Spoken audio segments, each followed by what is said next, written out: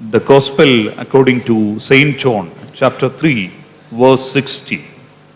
യോഹന്നാന്റെ സുവിശേഷം 3:16.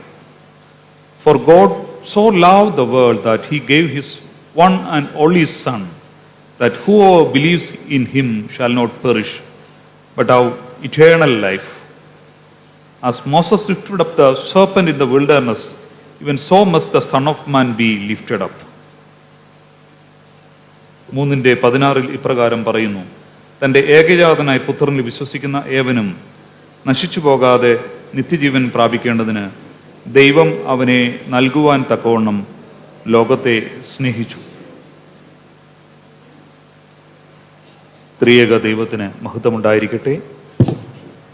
ഏറ്റവും ആദരണീയനും പ്രിയ സുഹൃത്തുമായിരിക്കുന്ന മർത്തമറിയം സമാജത്തിൻ്റെ വൈസ് പ്രസിഡൻ്റായിരിക്കുന്ന സജീവ് അച്ഛൻ, ഈ മേഖലയുടെ പ്രസിഡൻ്റായിരിക്കുന്ന ബഹുമാനപ്പെട്ട ജേക്കബ് കോശിയച്ഛൻ, ഈ ഇടവകയുടെ വികാരിയായിരിക്കുന്ന ബഹുമാനപ്പെട്ട സുനിലച്ഛൻ, ബഹുമാനപ്പെട്ട അലക്സി അച്ഛൻ, മർത്തമറിയം സമാജത്തിൻ്റെ ഭദ്രാസന secretary Mrs Sheela Varghese, treasurer Mrs Akkamma Chacko, ഈ മേഖലയുടെ ചുമതല വഹിക്കുന്ന ബഹുമാനിയായ ഏലിയമ്മ ബേബിക്കുട്ടി, മർത്തമറിയം സമാജത്തിൻ്റെ ചുമതലക്കാരെ, വിവിധ ഇടങ്ങളിലായി ഇതിൽ പങ്കുകൊള്ളുന്ന സ്നേഹിതരെ, വളരെ സന്തോഷമുണ്ട് ഈ ഒരു വേദി വ്യത്യസ്തമായ സ്ഥലങ്ങളിൽ നിന്നും ഉത്സാഹത്തോടുകൂടി വന്നെത്തിയിരിക്കുന്ന ചെറുപ്പക്കാരുടെ മുഖങ്ങൾ.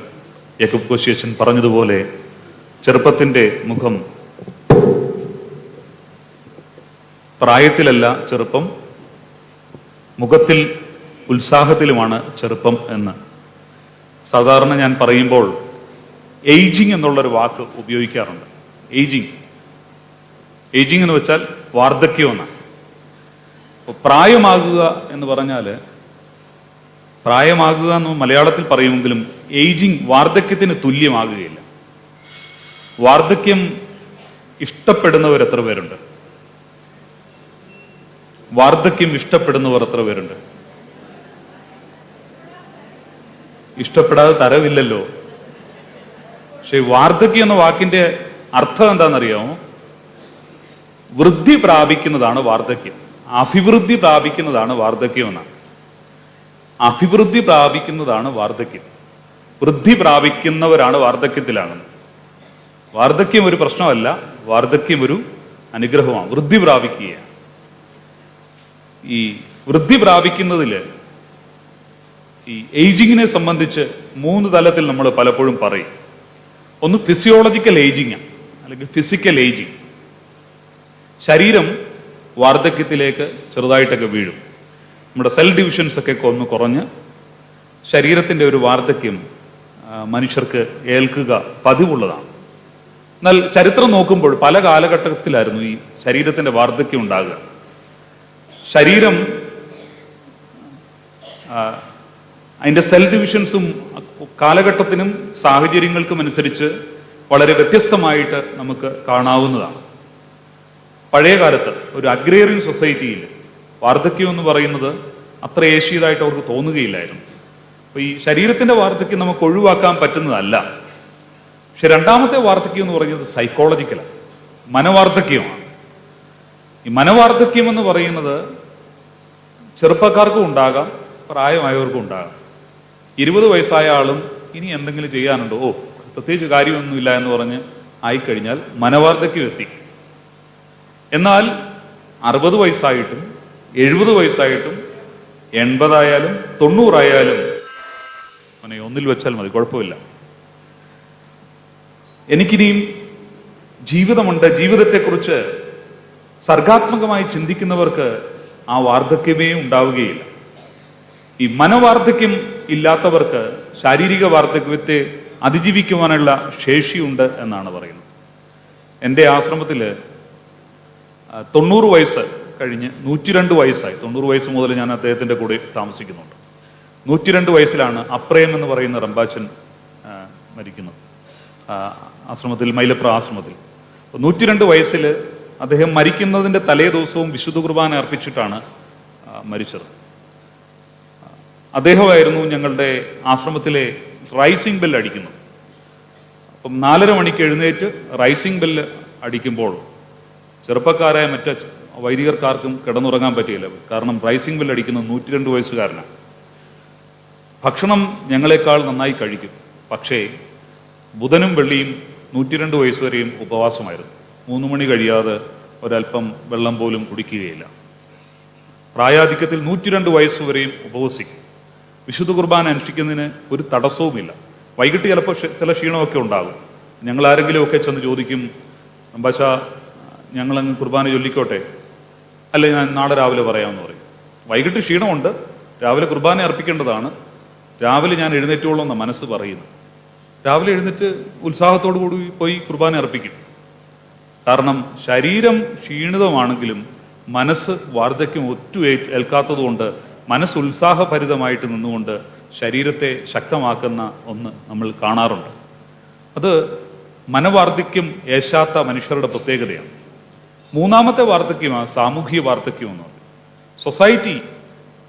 സൊസൈറ്റി നമ്മളോട് പറയും, ഇത്ര വയസ്സ് കഴിഞ്ഞാൽ നിങ്ങൾ വീട്ടിൽ ഇരുന്നോളാൻ. പ്രത്യേകിച്ച് 55 കഴിഞ്ഞാൽ ഗവൺമെൻറ് ഉദ്യോഗത്തിൽ നിന്നൊക്കെ ചിലപ്പോൾ പറയും, അല്ലെങ്കിൽ 65 കഴിഞ്ഞാൽ നിങ്ങൾ ഇനി വീട്ടിൽ ഇരുന്നോളാൻ എന്ന് പറയും. അപ്പോൾ സൊസൈറ്റിയുടെ ഉത്തരവാദിത്തങ്ങളിൽ നമ്മൾ ഒഴിവാകുമ്പോൾ അത് സൊസൈറ്റി തരുന്ന ഒരു വാർദ്ധക്യമാണ്. സൊസൈറ്റി ഇൻഡ്യൂസ്ഡ് ആണ്. അതുകൊണ്ട് നമ്മൾ ഈ ഏജിങ് ആയിട്ടില്ല, സൊസൈറ്റി പറഞ്ഞു ഇന്നത് ചെയ്യേണ്ട, പക്ഷേ അതുകൊണ്ട് നമ്മൾ വാർദ്ധക്യം എന്ന വിചാരത്തിൽ ഉള്ളിലിരിക്കാതെ അത് വൃദ്ധി പ്രാപിച്ച കണക്കുകൂട്ടലിൽ ജീവിതത്തെ നയിക്കുവാനായിട്ട് സാധിക്കുമ്പോഴാണ് ഈ സാമൂഹ്യ വാർദ്ധക്യത്തെ അതിജീവിക്കാൻ സാധിക്കുന്നത്. പഴയ കാലത്ത് കാർഷിക സമ്പ്രദായത്തിൽ ജീവിച്ചിരുന്ന മനുഷ്യർക്ക് അവർക്ക് ആ വാർദ്ധക്യം അറിയത്തില്ലായിരുന്നു. കാരണം കൃഷിയിടത്തിൽ പണി ചെയ്യുമ്പോഴാണ് മരിച്ചു വീഴുക.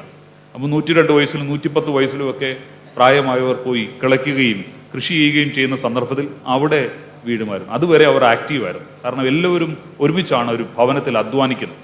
അതിൽ നിന്ന് ഈ സൊസൈറ്റി നൽകിയ പുതിയ ഓപ്പർച്യൂണിറ്റീസും പുതിയ ജോലി സമ്പ്രദായങ്ങളുടെ രീതി അനുസരിച്ചാണ് പലപ്പോഴും മറ്റൊരു തരത്തിൽ നമ്മൾ ഈ റിട്ടയർമെന്റ് എന്നുള്ള ഒരു പദം ഉപയോഗിക്കത്തക്കത്തോണം തുടങ്ങിയത്. ആധുനിക കാലത്ത് ഏറ്റവും അധികം നമ്മളെ ബാധിക്കുന്നത് റിട്ടയർമെന്റ് എന്ന് പറയുന്ന ആ ഒരു പദമാണ്. So we should overcome that phase of that term that which signifies retirement, that is a cause that is occurred from the societal norms. നമുക്ക് അതിനെ അതിജീവിക്കാനായിട്ട് സാധിക്കണം. അവിടെയാണ് മനവാർദ്ധക്യം കൊണ്ട് സാമൂഹ്യ വാർദ്ധക്യത്തെയും ശാരീരിക വാർദ്ധക്യത്തെയും അതിജീവിക്കാൻ സാധിക്കും എന്നുള്ളത്. അതുകൊണ്ടാണ് ഈ 90 കഴിഞ്ഞ യൗവനക്കാരും ചിരിച്ചോളാൻ പറഞ്ഞത്. അപ്പോൾ നമുക്ക് ആ ചിരി വരുന്നത് അതുകൊണ്ട് തന്നെയാണ്. കാരണം മനസ്സും ശരീരവും തമ്മിൽ അത്രമാത്രം അഭേദ്യമായ ബന്ധമുണ്ട്. ഇന്നത്തെ വിഷയവും നമുക്ക് അപ്രകാരം തന്നെയാണ്. I am taking the session as an interdisciplinary approach. വേദപുസ്തകവും യേശുക്രിസ്തുവിൻ്റെ മൂല്യങ്ങളും മനസ്സും കൂടി ചേർത്തുകൊണ്ട് ഒരു പഠനമാണ് ആഗ്രഹിക്കുന്നത്. നമ്മുടെ theme Jesus Christ the wounded healer and the redeemer എന്നുള്ളതാണ്. Jesus Christ the wounded healer and the redeemer. അതിന് നാം തിരഞ്ഞെടുത്തിരിക്കുന്ന ഒരു വേദഭാഗം സെന്റ് ജോണിന്റെ ഗോസ്പലാണ്. Gospel according to saint John chapter 3 verse 60. ഈ യോഹന്നാന്റെ സുവിശേഷത്തിന് നമ്മുടെ പൗരസ്ത്യ പാരമ്പര്യത്തിൽ, പ്രത്യേകിച്ച് ഓർത്തഡോക്സ് പാരമ്പര്യത്തിൽ വളരെയധികം പ്രത്യേകതയുണ്ട്. മറ്റ് 3 സുവിശേഷങ്ങളെക്കാൾ ഉപരിയായി ഓർത്തഡോക്സ് പാരമ്പര്യത്തിൽ യോഹന്നൻ ഗോസ്പല് അതിന് കുറച്ചുകൂടി സിഗ്നിഫിക്കൻസ് ഉള്ളതായിട്ട് നമ്മൾ മനസ്സിലാക്കുകയും അതിനനുസരിച്ച് പ്രത്യേകമായിട്ട് വേദശാസ്ത്രപരമായ ഉൾക്കാഴ്ചയോടുകൂടി അത് പഠിക്കുകയും ഒക്കെ ചെയ്യും. പ്രത്യേകിച്ച് പൗലോസ് മാർ ഗ്രിഗോറിയോസ് തിരുമേനിയെ പോലെയുള്ള പണ്ഡിതർ അവർ പ്രത്യേകിച്ച് ഇതിൻ്റെ ഒരു എംഫസിസിനെ കുറിച്ച് പറയാറുണ്ട്. അതിന് പ്രധാനപ്പെട്ട ഒരു കാര്യം അതിൻ്റെ ചിട്ടയായ എഴുത്താണ്. ക്രമമായ എഴുത്തും അത് മനസ്സിലാക്കി തരാനായിട്ടുള്ള പ്രത്യേകമായ ഒരു ഡിസ്കോഴ്സും അതിലുണ്ട്. അതിനോടൊപ്പം തന്നെ ഈ യോഹന്നാന്റെ ഒരു പ്രത്യേകത കൂടിയുണ്ട്. നമുക്കറിയാം, John was the only disciple or only apostle who earned the normal death. സാധാരണ ജീവിതം പ്രാപിച്ച ഒരേ ഒരാളേ ഉള്ളൂ, ജോണ്. പക്ഷെ ആ ജോണിന്റെ പ്രത്യേകത കർത്താവിന്റെ മരണത്തിനും ഉത്ഥാനത്തിനും ശേഷം 80 വർഷത്തിലധികം പിന്നീടും ജീവിക്കാൻ കഴിഞ്ഞു എന്നുള്ളതാണ്. അതായത് 110 AD 110 വരെയൊക്കെ അദ്ദേഹത്തിന്റെ ആയുഷ്കാലം എന്ന് പറയുന്നുണ്ട്. ജോണിനും അതുപോലെ തന്നെ ഒരു 110 വയസ്സോളം ഉണ്ടായിരുന്നു എന്ന് പറയാറുണ്ട്. അപ്പം വളർച്ച പ്രാപിച്ചു വരുന്ന സഭയെ കൂടി കണ്ടുകൊണ്ടാണ്, 70 വർഷം കഴിഞ്ഞ് വളർച്ച പ്രാപിച്ച സഭയെ കൂടി കണ്ടുകൊണ്ടാണ് യോഹന്നാൻ സുവിശേഷം എഴുതുന്നതും പിന്നീട് വെളിപ്പാട് പുസ്തകവും അതുപോലെ തന്നെ ഈ ലേഖനങ്ങളും ഒക്കെ ചമയ്ക്കുന്നത് അത്തരത്തിലാണ്. ജോണിന് യേശു ക്രിസ്തുവിന്റെ കമ്മ്യൂണിറ്റിയെയും അറിയാം, ദ ഏർലി ചർച്ച് കമ്മ്യൂണിറ്റിയെയും അറിയാം. Jesus community and the early church community രണ്ട് തലമാണ്. ഒന്ന് യേശു ക്രിസ്തു ഉണ്ടായിരുന്നപ്പോഴുള്ള സഭയും അത് കഴിഞ്ഞ് ആദിമ സഭ എന്ന് വിളിക്കപ്പെടുന്ന ഏർലി ചർച്ചിന്റെ കമ്മ്യൂണിറ്റിയെയും രണ്ടിനെയും ഒരുപോലെ അറിയാവുന്ന വ്യക്തിയാണ് ജോൺ.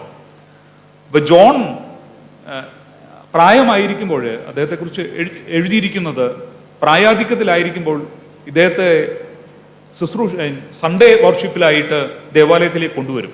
പഴയ കാലത്ത് വാർദ്ധക്യത്തിലായിരിക്കുന്നവർ നടക്കാൻ പറ്റാതെ വരുമ്പോൾ അവരെ കൊണ്ടുവരിക കൊട്ടയിലാക്കിയാണ്. ഒരു കൊട്ടയിലാക്കിയിട്ട് 2 പേർ തോളയിൽ വെച്ചുകൊണ്ട് ഒരു കമ്പ് പിടിപ്പിച്ചിട്ട് 2 പേർ ചുമന്നുകൊണ്ടാണ് ഈ ആരാധന മധ്യത്തിലേക്ക് ജോണിനെ കൊണ്ടുവരുന്നത്. അപ്പോൾ ജോൺ വന്ന് ഈ ആരാധനയ്ക്ക് ഇരിക്കുമ്പോൾ, യോഹന്നാൻ വന്ന് ആരാധനയ്ക്ക് ഇരുന്ന് കഴിയുമ്പോൾ എല്ലാ ആരാധനയിലും പ്രബോധനമുള്ളതാണ്, പഠിപ്പിക്കലുള്ളതാണ്. എപ്പോഴും പഠിപ്പിക്കലുള്ള സന്ദർഭത്തിൽ ആരെങ്കിലും ഒരാളായിരിക്കും പഠിപ്പിക്കുന്നത്. പക്ഷെ ജോൺ വരുന്ന ആരാധനയ്ക്ക് ജോൺ ഇരിക്കുമ്പോൾ, യോഹന്നാൻ ഇരിക്കുമ്പോൾ മറ്റു പലർക്കും പഠിപ്പിക്കാനായിട്ട് പ്രയാസമുണ്ട്. അപ്പോൾ ആബോ എന്തെങ്കിലും ഒന്ന് പറഞ്ഞാട്ടെ എന്ന് പറഞ്ഞ് യോഹന്നാന്റെ അടുക്കൽ ചെന്ന് ജോണിനോട് പറയും, അങ്ങ് കർത്താവിനെ കുറിച്ച് എന്തെങ്കിലും പറയൂ എന്ന് പറയും. അപ്പോൾ ഈ പ്രായമൊക്കെ ആയിരുന്നതുകൊണ്ട് കണ്ണിന്റെ സീലിയറി മസിൽസ് ഒക്കെ വർക്ക് ചെയ്യാതിരിക്കുകയാണ്, അതുകൊണ്ട് കണ്ണിങ്ങനെ തുറന്ന് കമ്മ്യൂണിറ്റിയെ കാണിക്കും എന്ന് പറഞ്ഞു.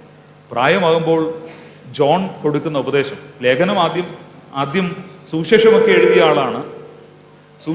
എഴുതിയ ആളാണ്. പക്ഷേ കുറച്ചുകൂടി കഴിയുമ്പോൾ പിന്നീട് ജോണിനോട് ചോദിക്കും, ദൈവത്തെക്കുറിച്ച് ചോദിക്കുമ്പോൾ, ക്രിസ്തുവിനെ കുറിച്ച് പറയുമ്പോൾ ഒക്കെ യോഹന്നാൻ ശ്ലീഹ പറയുന്നത് ദൈവം സ്നേഹമാണ്. കുഞ്ഞുങ്ങളെ, നിങ്ങൾ സ്നേഹത്തിൽ വസിക്കണം, പാപം ചെയ്യരുത്, ദൈവസ്നേഹത്തിൽ വസിക്കണം. ദൈവം മനുഷ്യനായി വന്നത് സ്നേഹത്തിലാണ്. പിതാവാൻ ദൈവത്തിന്റെ സ്നേഹമാണ് നിങ്ങൾ കാണുന്നത്. ഇതാണ് കണ്ടിന്യൂസ് ആയിട്ട് പറഞ്ഞുകൊണ്ടിരിക്കുന്നത്. അതുകൊണ്ട് ജോണിന്റെ ഇതങ്ങ് മാറ്റിയാൽ മതി, പകുതി പ്രശ്നം തീരും.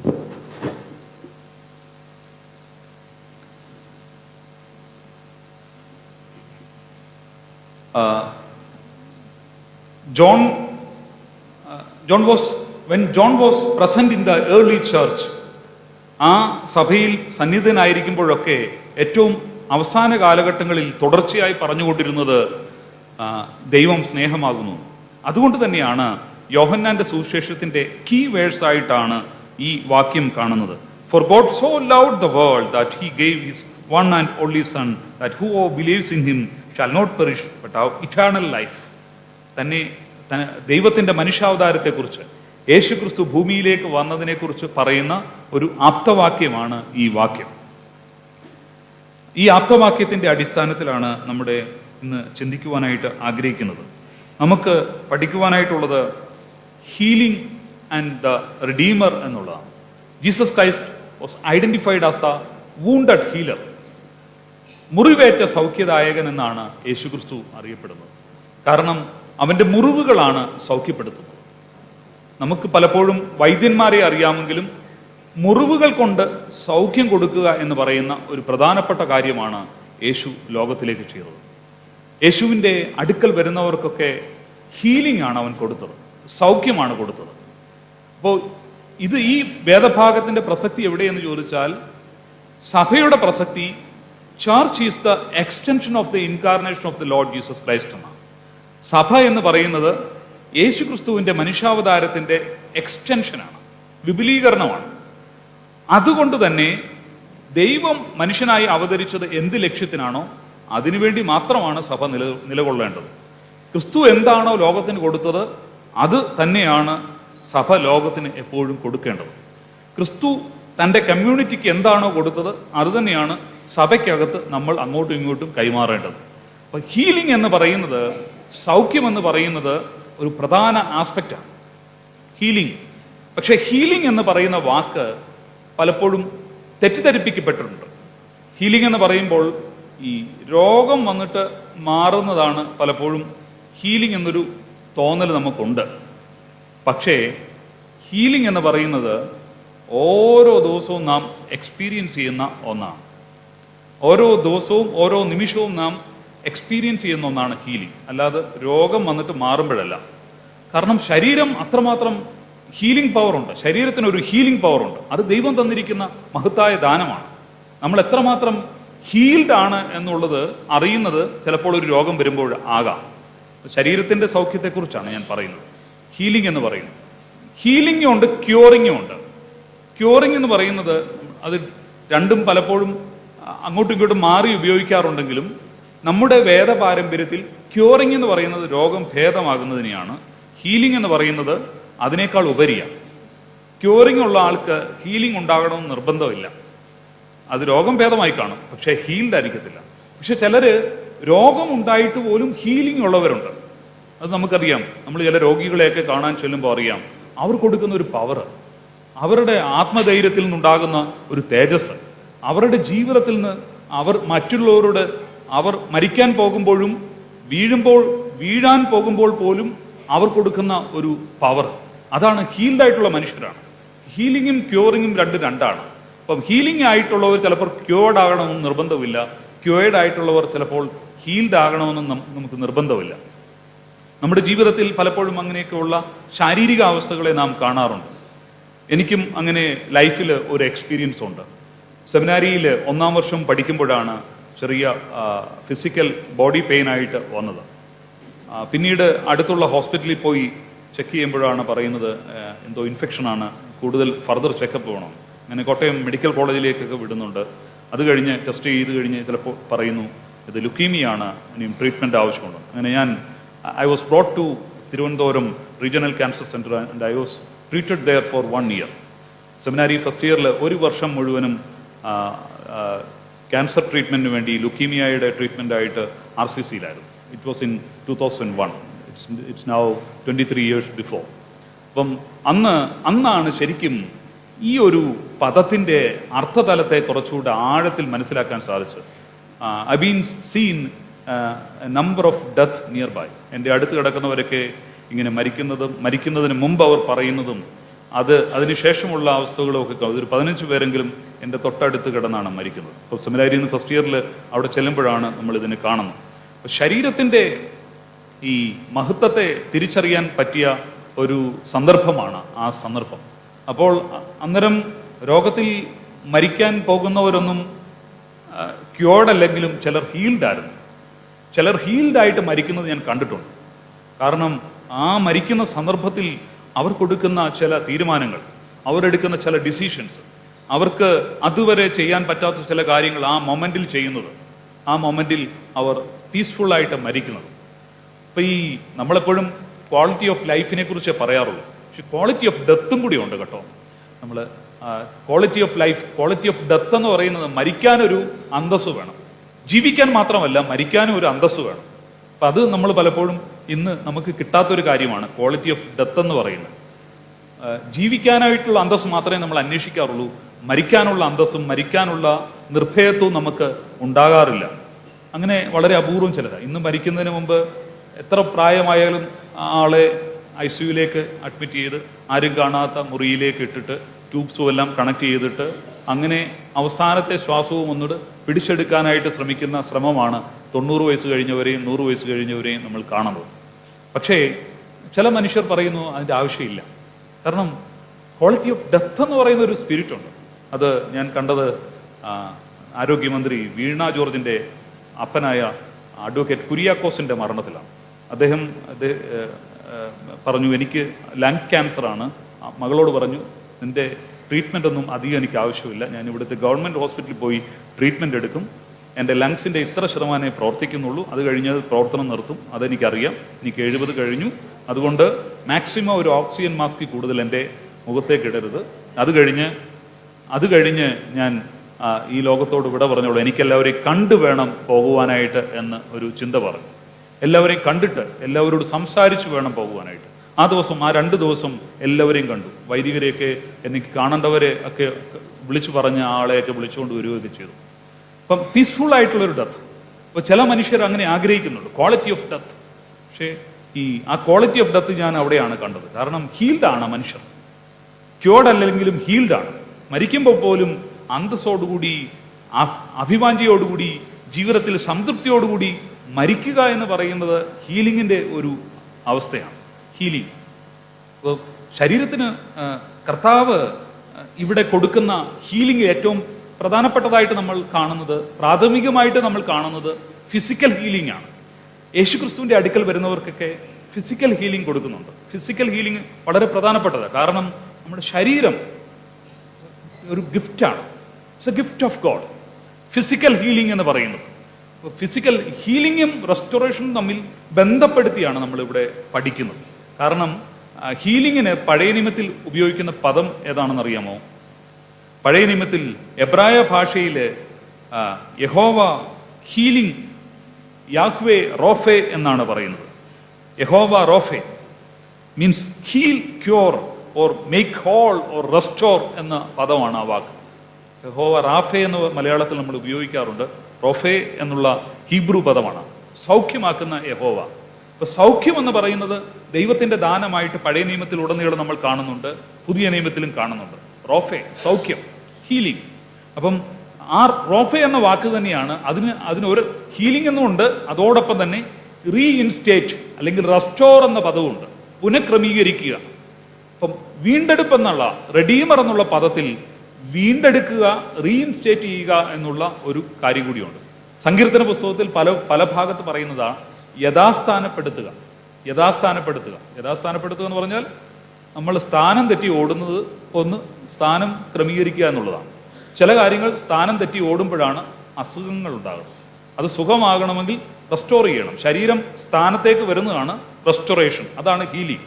നമ്മൾ എല്ലാ കാര്യത്തിലും ഈ റെസ്റ്റോറേഷനും ഉണ്ട്, ഹീലിംഗും തുല്യമായിട്ടാണ് നാം നമ്മുടെ ആധ്യാത്മികതയിൽ അനുഭവിക്കാറുള്ളത്.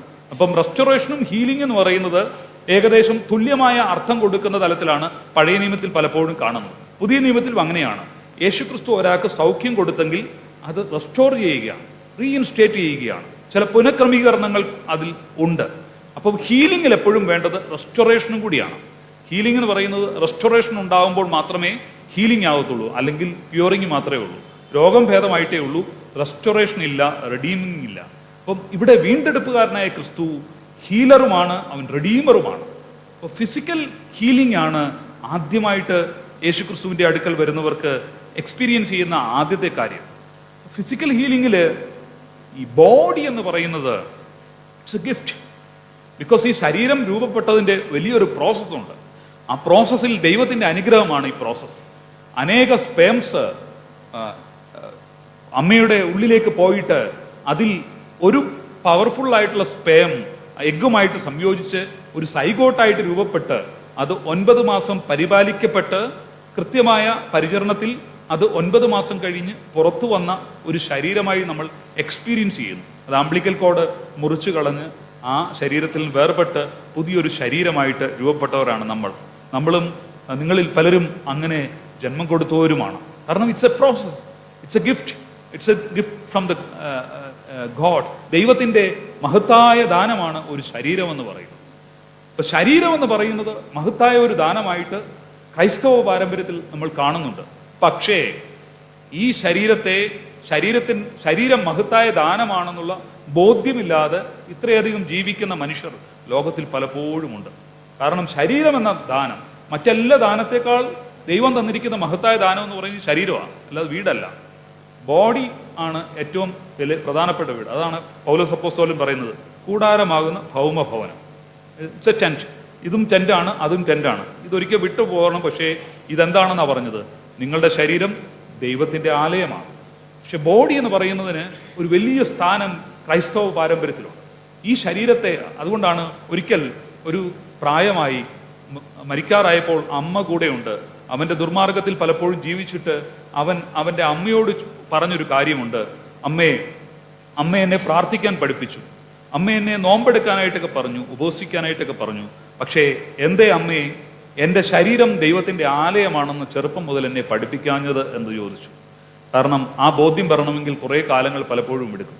ചെറുപ്പത്തിൽ കുട്ടികൾക്കുണ്ടാകേണ്ട ആഴമായ ബോധ്യം, the body is the dwelling place of the divine, ദൈവത്തിൻ്റെ ആത്മാവിൻ്റെ ഹോളി സ്പിരിറ്റിൻ്റെ മന്ദിരമാണെന്നുള്ള ആഴമായ ബോധ്യമാണ് ക്രൈസ്തവ പാരമ്പര്യത്തിൽ ആദ്യമായി നമ്മുടെ കുഞ്ഞുങ്ങൾക്കുണ്ടാകേണ്ടത്. അപ്പോൾ ശരീരമാകുന്ന മന്ദിരത്തെ അത്രമാത്രം ഗൗരവമായി നമ്മൾ കാണേണ്ടതും ബഹുമാനത്തോടുകൂടി ആദരിക്കേണ്ടതുമായ ഒന്നാണ്. ഇത് ഫ്ലഷ് അല്ല, ഇത് ബോഡിയാണ്. ഫ്ലഷ് എന്ന് പറയുന്നത് മാംസം മാത്രമല്ല, ഇതൊരു ബോഡിയാണ്. ആ ബോഡിക്ക് അതിൻ്റെതായ സ്ഥാനമുണ്ട്. ദൈവത്തിൻ്റെ പരിപാലനത്തിൻ്റെയും ദൈവകൃപയുടെയും അടയാളമാണ്. കാരണം ദൈവം അനുവദിച്ച ഒരു ചാൻസ് ആണ് ഈ ശരീരവും ഈ വ്യക്തിയും.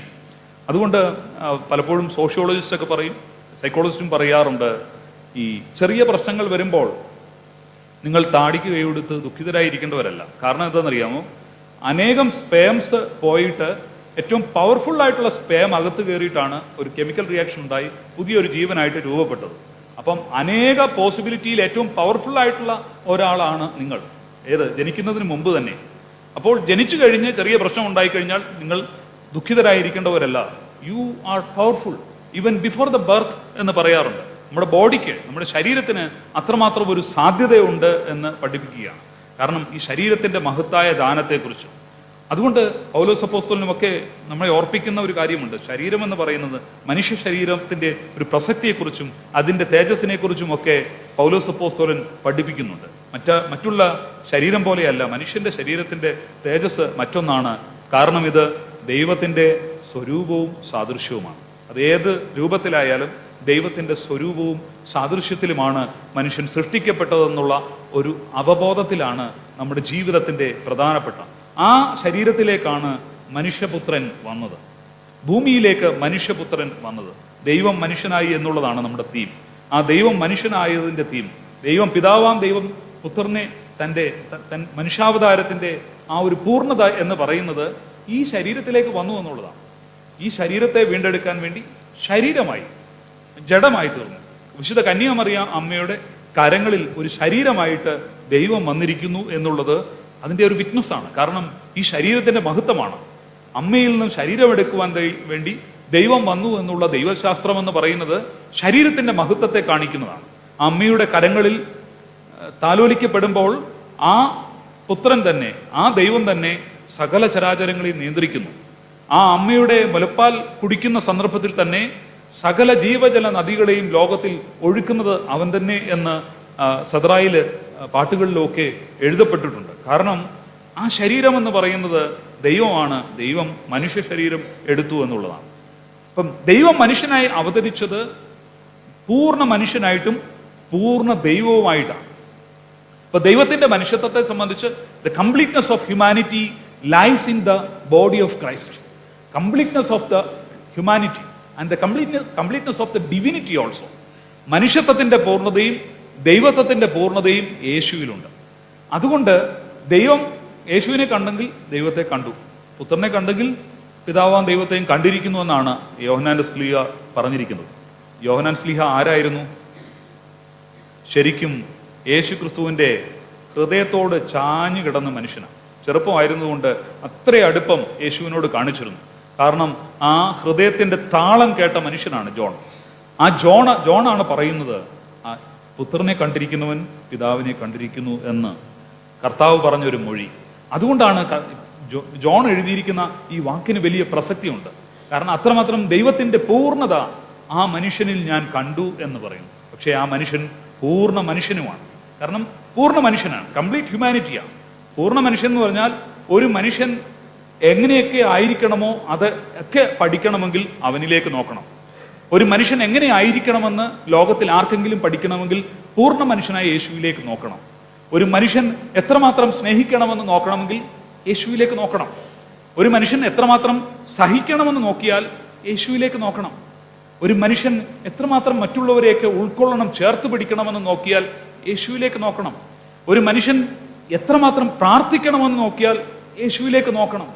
ഒരു മനുഷ്യൻ എങ്ങനെയാണ് മറ്റുള്ളവരെ സൗഖ്യമാക്കേണ്ടതെന്ന് നോക്കിയാൽ യേശുവിലേക്ക് നോക്കണം. മുറിവേൽക്കുമ്പോഴും സൗഖ്യം കൊടുക്കുകയാണ്. ആണി തറയ്ക്കപ്പെടുമ്പോഴും മറ്റുള്ളവർക്ക് ബ്ലെസ്സിങ് കൊടുക്കുകയാണ്. വലത്ത് കരങ്ങൾ എവിടെയാണ് തറച്ചിരിക്കുന്നത്? സാധാരണ പറയും ഇവിടെയല്ല, ഇവിടെയാണ് തറയ്ക്കുന്നത്. നമ്മളിവിടെയാണ് ചിത്രത്തിലൊക്കെ കാണാറുള്ളത്. പക്ഷേ സ്കോളേഴ്സ് പറയുന്നു അവിടെയല്ല, ഈ എല്ലിൻ്റെ ഇടയ്ക്കാണ് തറയ്ക്കുന്നത്. കാരണം ഇവിടെ തറച്ചു കഴിഞ്ഞാൽ മുറിഞ്ഞു പോകും, താഴോട്ട് ഭാരം കൊണ്ട് താഴെ പോരും. അതുകൊണ്ട് റോമൻ പാരമ്പര്യത്തിൽ ഇതിനിടയ്ക്കാണ് തറയ്ക്കുന്നതെന്ന് പറയും. ഇതിനിടയ്ക്കാണ് തറയ്ക്കുന്നത്. നമ്മൾ ഇവിടെ തറയ്ക്കുന്നത് കൊണ്ട് ഇവിടെ ആക്കി വരയ്ക്കുകയാണ് പലപ്പോഴും. അപ്പം ആ തറഞ്ഞു കിടക്കുന്ന മുറിവിൽ നിന്നുകൊണ്ട് വലത്തുവശത്ത് കിടക്കുന്ന ഒരു കള്ളനോട് പറുദീസ വാഗ്ദാനം ചെയ്യുന്ന ക്രിസ്തു വേദനയുടെ നടുവിലായി കൊടുക്കുന്നത്. വേദനയുടെ നടുവിലാണ് സൗഖ്യം കൊടുക്കുന്നത്. വൂണ്ടഡ് ഹീലർ എന്ന് പറയുന്നത് അതുകൊണ്ടാണ്. ആ മുറിവേറ്റ് കിടക്കുമ്പോൾ അവൻ എന്തൊക്കെയാ കുരിശിൽ കിടന്നുകൊണ്ട് ചെയ്യുന്നത്? പ്രാർത്ഥിക്കുന്നു. അപ്പോൾ ആ വേദനയൊന്ന് മറക്കാൻ വേണ്ടി അവൻ അല്പം വീഞ്ഞു കലർത്തിയ പലതും കൊടുത്തു നോക്കുന്നു. അവൻ വേണ്ട എന്ന് പറയുന്നു. നിരസിക്കാനുള്ള ധൈര്യം, വേദനയുടെ അവസരത്തിൽ അവൻ്റെ സുഖലോലുപതയെ നിരസിക്കാനുള്ള ധൈര്യം അവിടെയുണ്ട്. പക്ഷേ എനിക്ക് ദാഹിക്കുന്നു എന്ന് പറയുമ്പോൾ, കാടി കൊടുക്കുമ്പോൾ അത് കുടിക്കുന്നുമുണ്ട്. അവിടെ കിടന്നുകൊണ്ട് വേണ്ടാത്ത ഒരു കാര്യം നിരസിക്കാനുള്ള ധൈര്യമുണ്ട്. അതേസമയം തന്നെ അവിടെ എന്തൊക്കെയാണ് നടക്കുന്നത്? അവിടെ ഒരു പുതിയ കമ്മ്യൂണിറ്റി ഫോം ചെയ്യുകയാണ്.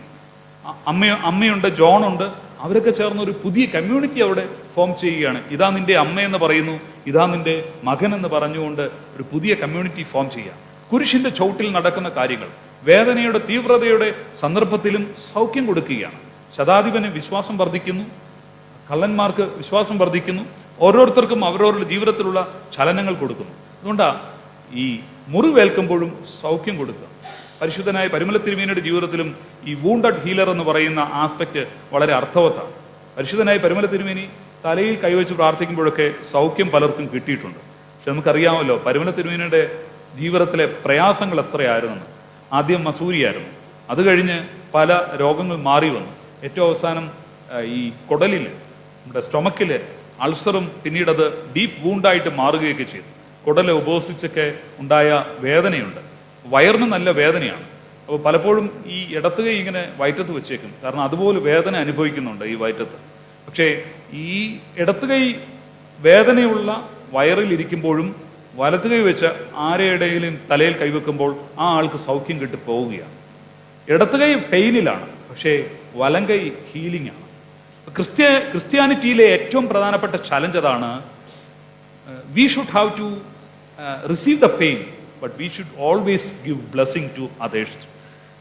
ഇടത്ത് കൈ വേദനയിലായിരിക്കുമ്പോഴും വലത്ത് കൈ സൗഖ്യം കൊടുക്കുക എന്നുള്ളതാണ് ക്രിസ്ത്യാനിറ്റിയിലെ ഏറ്റവും വലിയ ചലഞ്ച്. അതുകൊണ്ടാണ് സഫറിങ്ങിന് ഒരു മീനിങ് ഉണ്ട്. We have A meaning in the sense of suffering. ബാക്കി എല്ലാ മത അനുഷ്ഠാനങ്ങളിലും സഫറിങ് എന്ന് പറയുന്നത് ഒരു കേഴ്സായിട്ടാണ് കാണുന്നത്. സഫറിങ് എന്ന് പറഞ്ഞാൽ ദുരിതമാണ്. ഇവിടെ സഫറിങ് ദുരിതമല്ല. Suffering is a cause for blessing. Suffering is a cause for blessing.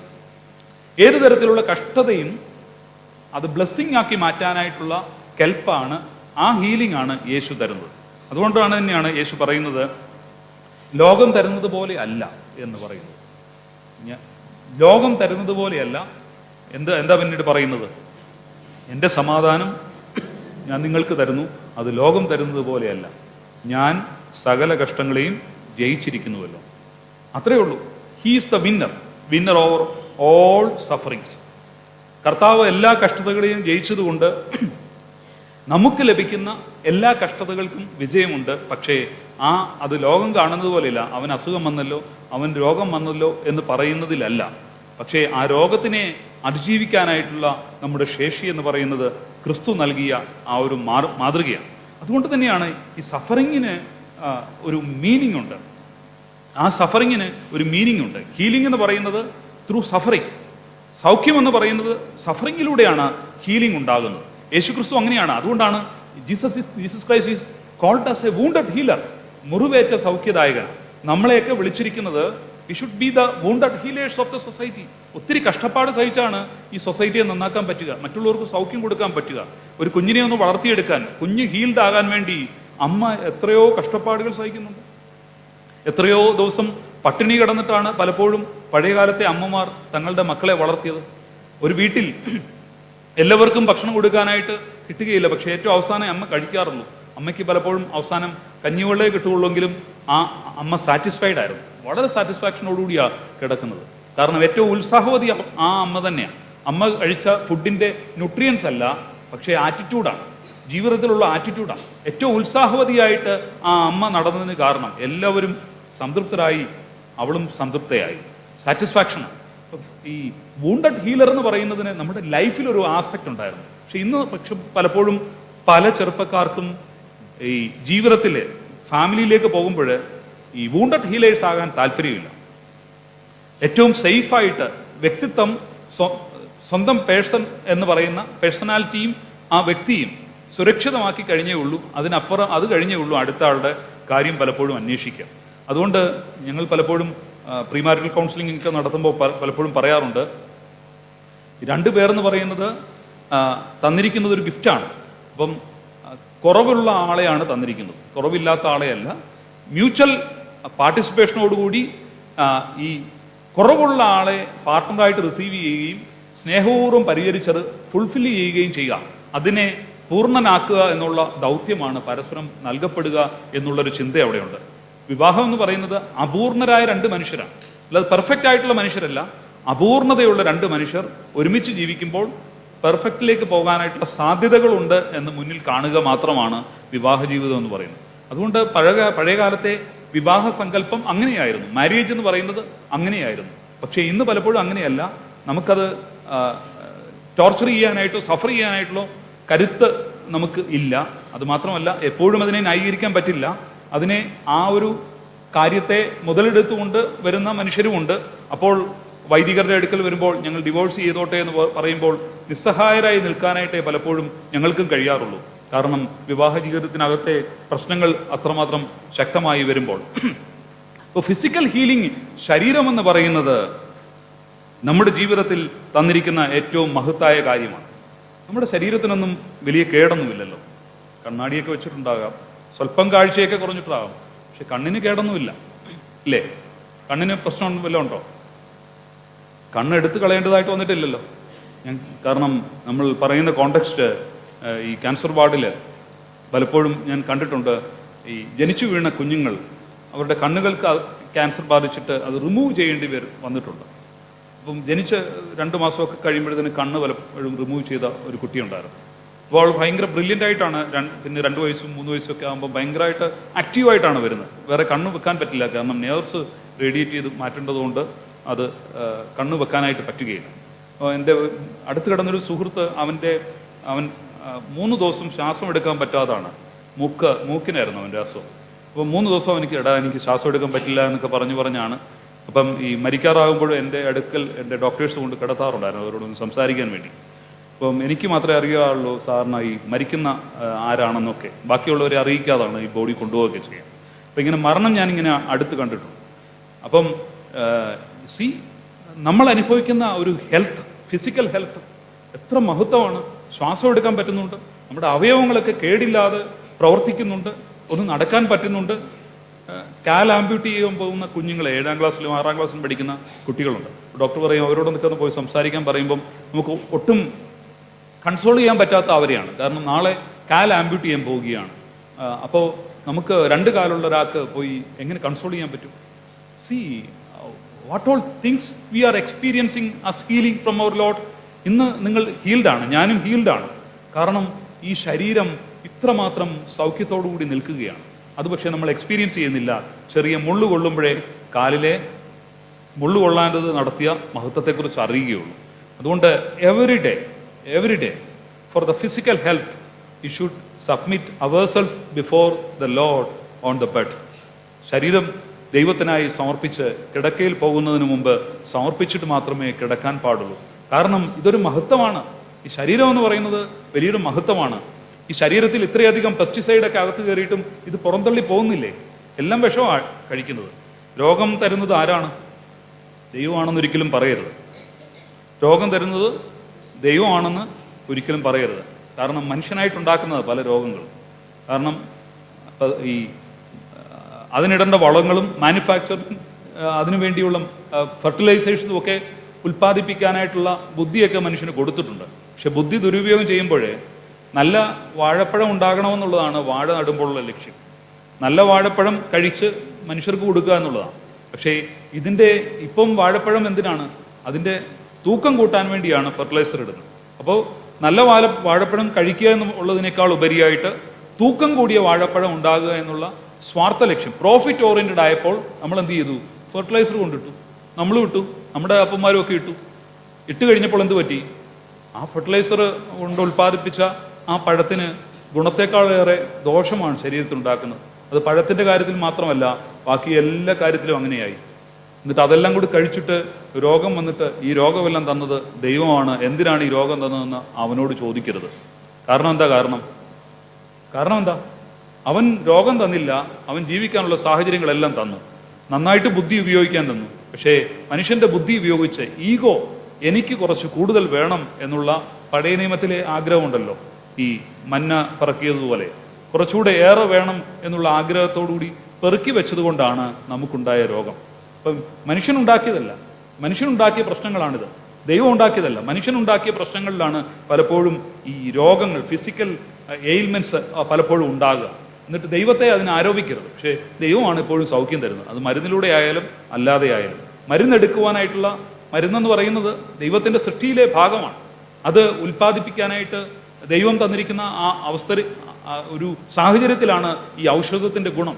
അത് കൃത്യമായിട്ട് നിർദ്ദേശിക്കാൻ ഡോക്ടറുടെ ഓർമ്മയിൽ പ്രവർത്തിക്കുന്നത് ദൈവത്തിൻ്റെ കൃപയാണ്.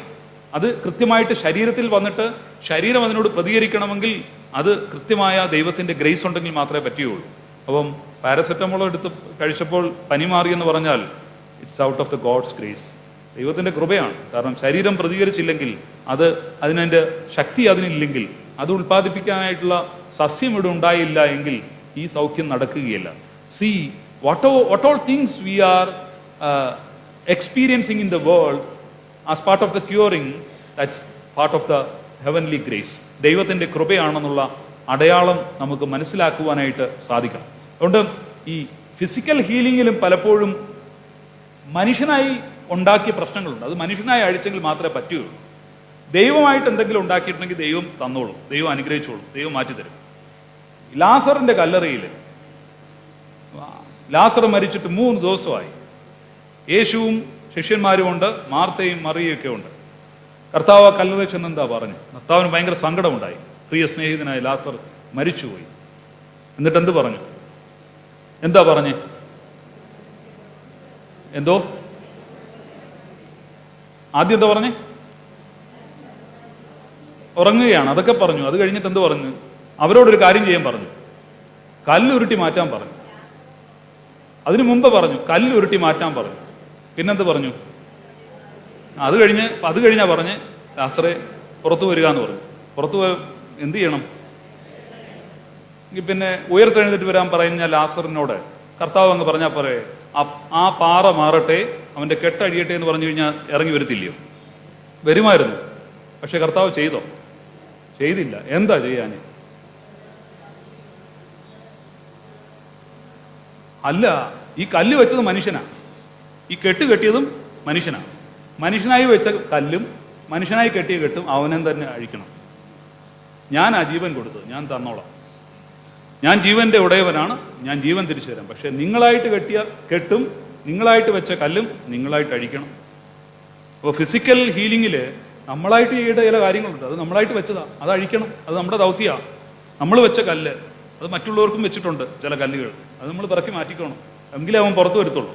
അവനെ ഇട്ട് കെട്ടിയ കെട്ടും നമുക്ക് നമ്മളെ തന്നെ ഇട്ട് കെട്ടിയേക്കുന്ന കെട്ടുണ്ട്, അത് നമ്മളായിട്ട് അഴിക്കണം. എങ്കിലേ ജീവൻ തിരിച്ചു കിട്ടത്തുള്ളൂ. ജീവൻ തിരിച്ചു വരണമെങ്കിൽ നമുക്ക് ചില ദൗത്യങ്ങളുണ്ട്, മനുഷ്യനായിട്ട് ചെയ്യേണ്ട ദൗത്യങ്ങളുണ്ട്. കാരണം ആ ഫ്രീഡത്തിൽ ദൈവം ഇടപെടുന്നില്ല. ദൈവം മനുഷ്യന് തന്നിരിക്കുന്ന ഫ്രീഡമാണ്. ആ ഫ്രീഡത്തെ ഏറ്റവും ഫലപ്രദമായി ഉപയോഗിക്കാനാണ് അത് പറയുന്നത്. We should address the structure that gives diseases to the world. Disease എന്ന് പറഞ്ഞാൽ പലതരത്തിലാണ്, അത് ശാരീരികം മാത്രമല്ല. We should address the structure of the society, structure of the church which causes diseases to the society. നമ്മളായിട്ട് ഉണ്ടാക്കുന്ന പ്രശ്നങ്ങൾ അത് ഈ ഹീലിങ്ങിന് തടസ്സമാണ്. മനുഷ്യർക്ക് ജീവൻ കൊടുക്കാൻ തടസ്സമായി നിൽക്കുന്നതാണ്. പല പൊതുയോഗങ്ങളും അങ്ങനെയാണ്. ഇടവകകളിൽ നടക്കുന്ന പൊതുയോഗം കമ്മിറ്റിയൊക്കെ ഈ കുഞ്ഞുങ്ങളുടെ ജീവനെ നഷ്ടപ്പെടുത്തുന്ന, കുഞ്ഞുങ്ങളുടെ എൻഹാൻസ്മെന്റിനെ നഷ്ടപ്പെടുത്തുന്ന. കാരണം വലിയ പ്രസംഗം അവിടെ നടക്കും, അത് കഴിഞ്ഞ് നടക്കുന്ന ഇതാണ്. സഭ ആഗോളമായിട്ട് ചിന്തിച്ചാലും നമ്മുടെ സഭകൾ സ്വാഭാവികമായിട്ട് അവരവരായിട്ട് ചിന്തിച്ചാലും നമ്മൾ പറയുന്നതൊന്നും പ്രവർത്തിക്കുന്നത് മറ്റൊന്നുമായിട്ട് കാണുന്നത് എന്താ? ജീവന് തടസ്സമാണ്. ആ ജീവന് തടസ്സമായതിനെ നമ്മളായിട്ട് അഴിച്ചെങ്കിൽ മാത്രമേ പറ്റുകയുള്ളൂ. അത് എത്ര കാലങ്ങളായാലും, അത് സഭയുടെ തർക്കങ്ങളായാലും, കുടുംബത്തിലെ തർക്കങ്ങളായാലും, പള്ളിയിലെ അനിഷ്ടങ്ങളായാലും, അത് സൊസൈറ്റിയിലെ ഞെരുക്കുന്ന ആഗോളവൽക്കരണത്തിന്റെ ഉപഭോഗ സംസ്കാരമായാലും നമ്മളായിട്ട് കെട്ടിയ കെട്ടാണ്. അത് അഴിച്ചെങ്കിൽ മാത്രമേ ദൈവത്തിന് പ്രവർത്തിക്കാൻ സാധിക്കുകയുള്ളൂ. അതുകൊണ്ട് ദൈവത്തിന് പ്രവർത്തിക്കാനായിട്ട് നമ്മളായിട്ട് കെട്ടിയ കെട്ടും നമ്മളായിട്ട് വെച്ച കല്ലും നമ്മളായിട്ട് മാറ്റിയെടുക്കണം. ഇപ്പൊ ശരീരത്തെ അത്ര ഗൗരവമായി നമ്മൾ എടുക്കാറില്ല. എത്രയെല്ലാം കാര്യങ്ങളാണ് വേണ്ടാത്തതെല്ലാം ശരീരത്തിനകത്തേക്ക് കൊടുക്കുന്നത്. ശരീരം എന്ന് പറയുന്നത് ദൈവത്തിന്റെ മന്ദിരമാണെന്ന് നോക്കിയിട്ട് അതിനെ ആ തരത്തിൽ ഒന്ന് എക്സ്പീരിയൻസ് ചെയ്യാനായിട്ട് സാധിക്കുക. വേണ്ടാത്തതൊന്നും അകത്തോട്ട് കൊടുക്കാതിരിക്കുക. ഏറ്റവും ഫലപ്രദമായി നമ്മളെയൊക്കെ നയിക്കുന്നത് ടേസ്റ്റ് ബഡ്സാണ്. ശരീരത്തിനകത്തേക്ക് കൊണ്ടുപോകുന്നത് പലതിലും നമ്മളെ നിയന്ത്രിക്കുന്നത് ടേസ്റ്റ് ബഡ്സാണ്. 2 സെന്റിമീറ്റർ പോലും ഇല്ല, അല്ലേ? 2 സെന്റിമീറ്റർ പോലും ഇല്ല. അത് പറയുന്നതാണ് നമ്മൾ കഴിക്കുക. അത് നമുക്ക് ട്രെയിൻഡ് ആണെങ്കിൽ. അതുകൊണ്ടാണ് ഈ പൊളിറ്റിക്സ് ഓഫ് ദ ടങ്ക് എന്ന് പറയും, politics of the taste buds. ഈ നമ്മുടെ നാക്കിനെ പരിവപ്പെടുത്തുന്നതാണ് ആധുനിക കാലത്തെ കൺസ്യൂമറിസ്റ്റിക് സൊസൈറ്റി മുഴുവനും. കുട്ടികൾക്കൊക്കെ നമ്മുടെ വീട്ടിലുണ്ടാക്കുന്ന ഇറച്ചിക്കറി വേണോ? വേണ്ട. ഏതാണ്? KFC ഒക്കെ മതി. ടേസ്റ്റ് ബഡ്, 2 സെന്റിമീറ്റർ ഉള്ള ടേസ്റ്റ് ബഡിനെ സൊസൈറ്റിയിലെ പുതിയ സംസ്കാരം അത് ട്രെയിൻ ചെയ്തിരിക്കുക. ഇത് മതി. ടേസ്റ്റ് ബഡ്സ് ട്രെയിൻ ചെയ്തു. അത് ശരീരത്തിന് ഗുണമുണ്ടോ ഇല്ലയോ എന്നുള്ളത് ഗൗരവമായി എടുക്കുന്നില്ല. ടേസ്റ്റ് ബഡ്സ് ട്രെയിൻഡാണ്. ആ ടേസ്റ്റ് ബഡ്സ് വെച്ചുകൊണ്ട് തന്നെയാണ് മൊത്തം ആഗോളതലത്തിലുള്ള എല്ലാ ഹോട്ടൽസും പ്രവർത്തിക്കുന്നത്. ഇപ്പൊ രണ്ടും വ്യവസായമാണ്. ഹോട്ടൽ ഒരു ഇൻഡസ്ട്രിയാണ്, ഹോസ്പിറ്റൽ ഒരു ഇൻഡസ്ട്രിയാണ്. ഹോട്ടലിൽ കയറിയാൽ ഹോസ്പിറ്റലിൽ പോകണം. ഇത് രണ്ടും കൂടെ, പഴയ കാലത്ത് ഇത് രണ്ടും മനുഷ്യന് കഴിക്കാനുള്ളതായിരുന്നു ഹോട്ടലിൽ. ഇപ്പം മനുഷ്യന് കഴിക്കാനുള്ളതല്ല, വലിയ ഇൻഡസ്ട്രിയാണ്. അത് വലിയ ഇൻവെസ്റ്റ്മെന്റ് നടത്തിയിട്ട് അതിൽ നിന്ന് ലാഭം ഉണ്ടാക്കാൻ വേണ്ടിയുള്ള പദ്ധതികളെല്ലാം അവർ ചെയ്തുകൊണ്ടേയിരിക്കും. പുതിയ റിസർച്ച് അതിൽ നടക്കും. ഏതാണ് മനുഷ്യന്റെ ടേസ്റ്റിനെ ഏറ്റവും സ്വാധീനിക്കുക എന്നുള്ള കാര്യങ്ങൾ നോക്കും. ഹെൽത്ത് നോക്കാറില്ല, അവന്റെ ഹീലിംഗ് നോക്കാറില്ല, പക്ഷേ ഏറ്റവും ടേസ്റ്റി ആയിട്ടുള്ള കാര്യങ്ങൾ മാത്രമേ നോക്കാറുള്ളൂ. ഹീലിംഗ് അല്ലെങ്കിൽ സൗഖ്യം കൊടുക്കുന്ന ഒന്നും ചിലപ്പോൾ ഹോട്ടലിൽ കാണാൻ വഴിയില്ല. അങ്ങനെയുള്ള ഹോട്ടൽസ് വളരെ അപൂർവമാണ്. ഹോട്ടൽ ഉണ്ടെങ്കിൽ ഏറ്റവും അധികം വികസിക്കുന്ന ഇൻഡസ്ട്രി 2 ഇൻഡസ്ട്രിയേ ഉള്ളൂ. മൂന്നാമത്തേത് എഡ്യൂക്കേഷൻ ആയിരുന്നു. 3ഉം മനുഷ്യന്റെ പ്രയോജനത്തിനുള്ളതായിരുന്നു. ഹോട്ടലും ഹോസ്പിറ്റലും എഡ്യൂക്കേഷനും 3ഉം ഇന്ന് ഇൻഡസ്ട്രിയായി മാറി, വ്യവസായമായി മാറി. ലാഭം കൊയ്യാനായിട്ട് ഇൻവെസ്റ്റ് ചെയ്തിട്ട് അതിൽ നിന്ന് ലാഭം കൊയ്യുവാനായിട്ടുള്ള ഉപാധിയായിട്ട് മാറ്റിയിരിക്കുക. ഇത് സൊസൈറ്റിയുടെ സ്ട്രക്ചറാണ്. ഇതിനെ അഡ്രസ്സ് ചെയ്യാതെ നമുക്ക് എങ്ങനെ സൗഖ്യം കിട്ടുക? ഫിസിക്കൽ ഹീലിംഗ് എങ്ങനെ സാധിക്കുക? We should have to train our children. നമ്മുടെ കുട്ടികളെ നമ്മൾ പരിശീലിപ്പിക്കണം. ആവാത്ത നാക്കിന്റെ ടേസ്റ്റ് ബഡ് അനുസരിച്ചല്ല, ശരീരത്തിന്റെ ഏറ്റവും പ്രയോജനപ്രദം ചെയ്യുന്ന ബാലൻസ്ഡ് ഡയറ്റ് എടുക്കാനായിട്ട് പരിശീലിപ്പിക്കേണ്ടത് വീട്ടിൽ നിന്നാണ്. അതൊരു സ്പിരിച്വാലിറ്റിയാണ്. സ്പിരിച്വാലിറ്റി ഓഫ് ഫുഡാണ്. ഭക്ഷണം നന്നായിട്ട് കഴിക്കാൻ അറിയാൻ വയ്യാത്ത ആള് എങ്ങനെ പ്രാർത്ഥിക്കാൻ ശരിയാവുക? കുമ്പിടാൻ പോലും പറ്റുകയില്ല. അത് വൈദികരായി സെമിനാരിലേക്ക് വരുമ്പോഴും നിങ്ങളിപ്പോൾ ചെയ്യാറുള്ളത്, അങ്ങനെ വരുന്നവരെ ഒരു 3-4 മാസം നല്ലതായിട്ട് ഒരു ജിംനേഷ്യമൊക്കെ ഉണ്ട് സെമിനാരി. ജിംനേഷ്യത്തിൽ ചിലപ്പോൾ വിളിച്ചുപോലൊക്കെ കേൾക്കാം. വയറ് കുറയ്ക്കാനുള്ള പരിപാടിയാണ്. ഇപ്പോൾ ജിം ട്രെയിനറായിട്ടുള്ള 1-2 സ്റ്റുഡൻസ് ഒക്കെ ഉണ്ട്, അവരാ ചെയ്യുന്നത്. കഴിഞ്ഞ ദിവസം ഒരു വിളിച്ചുപോലിട്ട് അതപ്പം പറഞ്ഞ് ഇന്ന ആളാണ് വയറ് കുറയ്ക്കാനുള്ള കുറച്ച് ട്രെയിൻ കൊടുത്തിരിക്കുക, ആൾ വിളിച്ചു പോവാന്ന് പറഞ്ഞു. കാരണം ശരീരം നന്നാക്കിയില്ലെങ്കിൽ എങ്ങനെ വൈദികനാകാൻ പറ്റുക? ശരീരം എന്ന് പറയുന്നത് നമ്മുടെ സ്പിരിച്വാലിറ്റിയിലെ ഏറ്റവും പ്രധാനപ്പെട്ട കാര്യമാണ്. ശരീരം നോക്കാൻ ഇതുവരെ പഠിപ്പിച്ചിട്ടില്ല. കൃത്യമായി ടോയ്ലറ്റിങ് അമ്മമാർ പഠിപ്പിക്കുമായിരുന്നു. എവിടെ? കുഞ്ഞുങ്ങളെ കാലയിലിരുത്തി, ഇല്ലേ? എന്നതിന് സമയമുണ്ടോ? ഏതെങ്കിലും സമയത്താണ് അതിനുള്ള ടൈം അവർക്കില്ല. കാലയിലിരുത്തി എന്തുകൊണ്ടാണ് ചെയ്യിച്ചിരുന്നത്? It is not so bad എന്ന് കുഞ്ഞിനെ പഠിപ്പിക്കണം. ടോയ്ലറ്റിംഗ് എന്ന് പറഞ്ഞാൽ അത്ര മോശപ്പെട്ട കാര്യമല്ല. അമ്മയുടെ കാലയിലിരുന്ന് ചെയ്യേണ്ട ഒരു കാര്യമാണ്. ഇത് നിനക്ക് ആവശ്യമാണ്, നീ ഇവിടെ ഇരുന്ന് ചെയ്യുമെന്ന് പറഞ്ഞാണ് പഴയ കാലത്ത് പഠിപ്പിച്ചുകൊണ്ടിരുന്നത്. അപ്പോൾ ഇന്ന് കുഴപ്പമില്ല, അങ്ങനെ ചെയ്യണമെന്ന് നിർബന്ധമില്ല. പക്ഷേ ടോയ്ലറ്റിംഗ് കൃത്യമായിട്ട് വീട്ടിൽ പഠിപ്പിക്കാതെ ഇങ്ങനെ ലൈഫിന് സ്ട്രക്ചർ ഉണ്ടാകുക, ലൈഫിൻ്റെ ഒരു അടുക്കും ചിട്ടയും ഉണ്ടാകുക ടോയ്ലറ്റിങ്ങിലാണ് സ്റ്റാർട്ട് ചെയ്യുന്നത്. അപ്പോൾ വീട്ടിലെ ടോയ്ലറ്റിംഗ്, അതുകൊണ്ടാണ് ഞാൻ പറഞ്ഞത് ഒരു ഇന്റർ ഡിസിപ്ലിനറി അപ്രോച്ചാണ് ഞാൻ ഈ ഹീലിങ്ങിനെ സംബന്ധിച്ച് എടുക്കുന്നത്. അപ്പം നമ്മുടെ ജീവിതത്തിൽ ഈ ടോയ്ലറ്റിംഗ് മുതൽ വീട്ടിലെ പലപ്പോഴും നമ്മുടെ സെമിനാരിയിൽ അച്ചടക്കം തുടങ്ങാൻ ആദ്യം ശ്രമിക്കുന്നത് ഷീറ്റ് വിരിച്ചിട്ടാണ്. രാവിലെ മോർണിംഗിൽ എഴുന്നേറ്റ് ബ്രഷിങ്ങിന് പോകുന്നതിന് മുമ്പ് ഷീറ്റ് വിരിച്ചിട്ടോ എന്ന് നോക്കിയാൽ മതി ആ ഡിസിപ്ലിൻ കാണാൻ. അവിടെയാണ് നമ്മൾ തുടങ്ങേണ്ടത്. ഒരു ഷീറ്റ് വിരിച്ചിടാൻ പഠിപ്പിക്കുക എന്ന് പറയുന്നത് ഹീലിങ്ങിൻ്റെ ഭാഗമാണ്. ഒരാൾ സൗഖ്യമാകാനുള്ള ആദ്യത്തെ നടപടി അവൻ്റെ മാനസിക സൗഖ്യത്തിനും ശാരീരിക സൗഖ്യത്തിനും ആദ്യം വേണ്ടത് ഹൈജീനും വീട്ടിലെ ചില നടപടികളുമാണ്.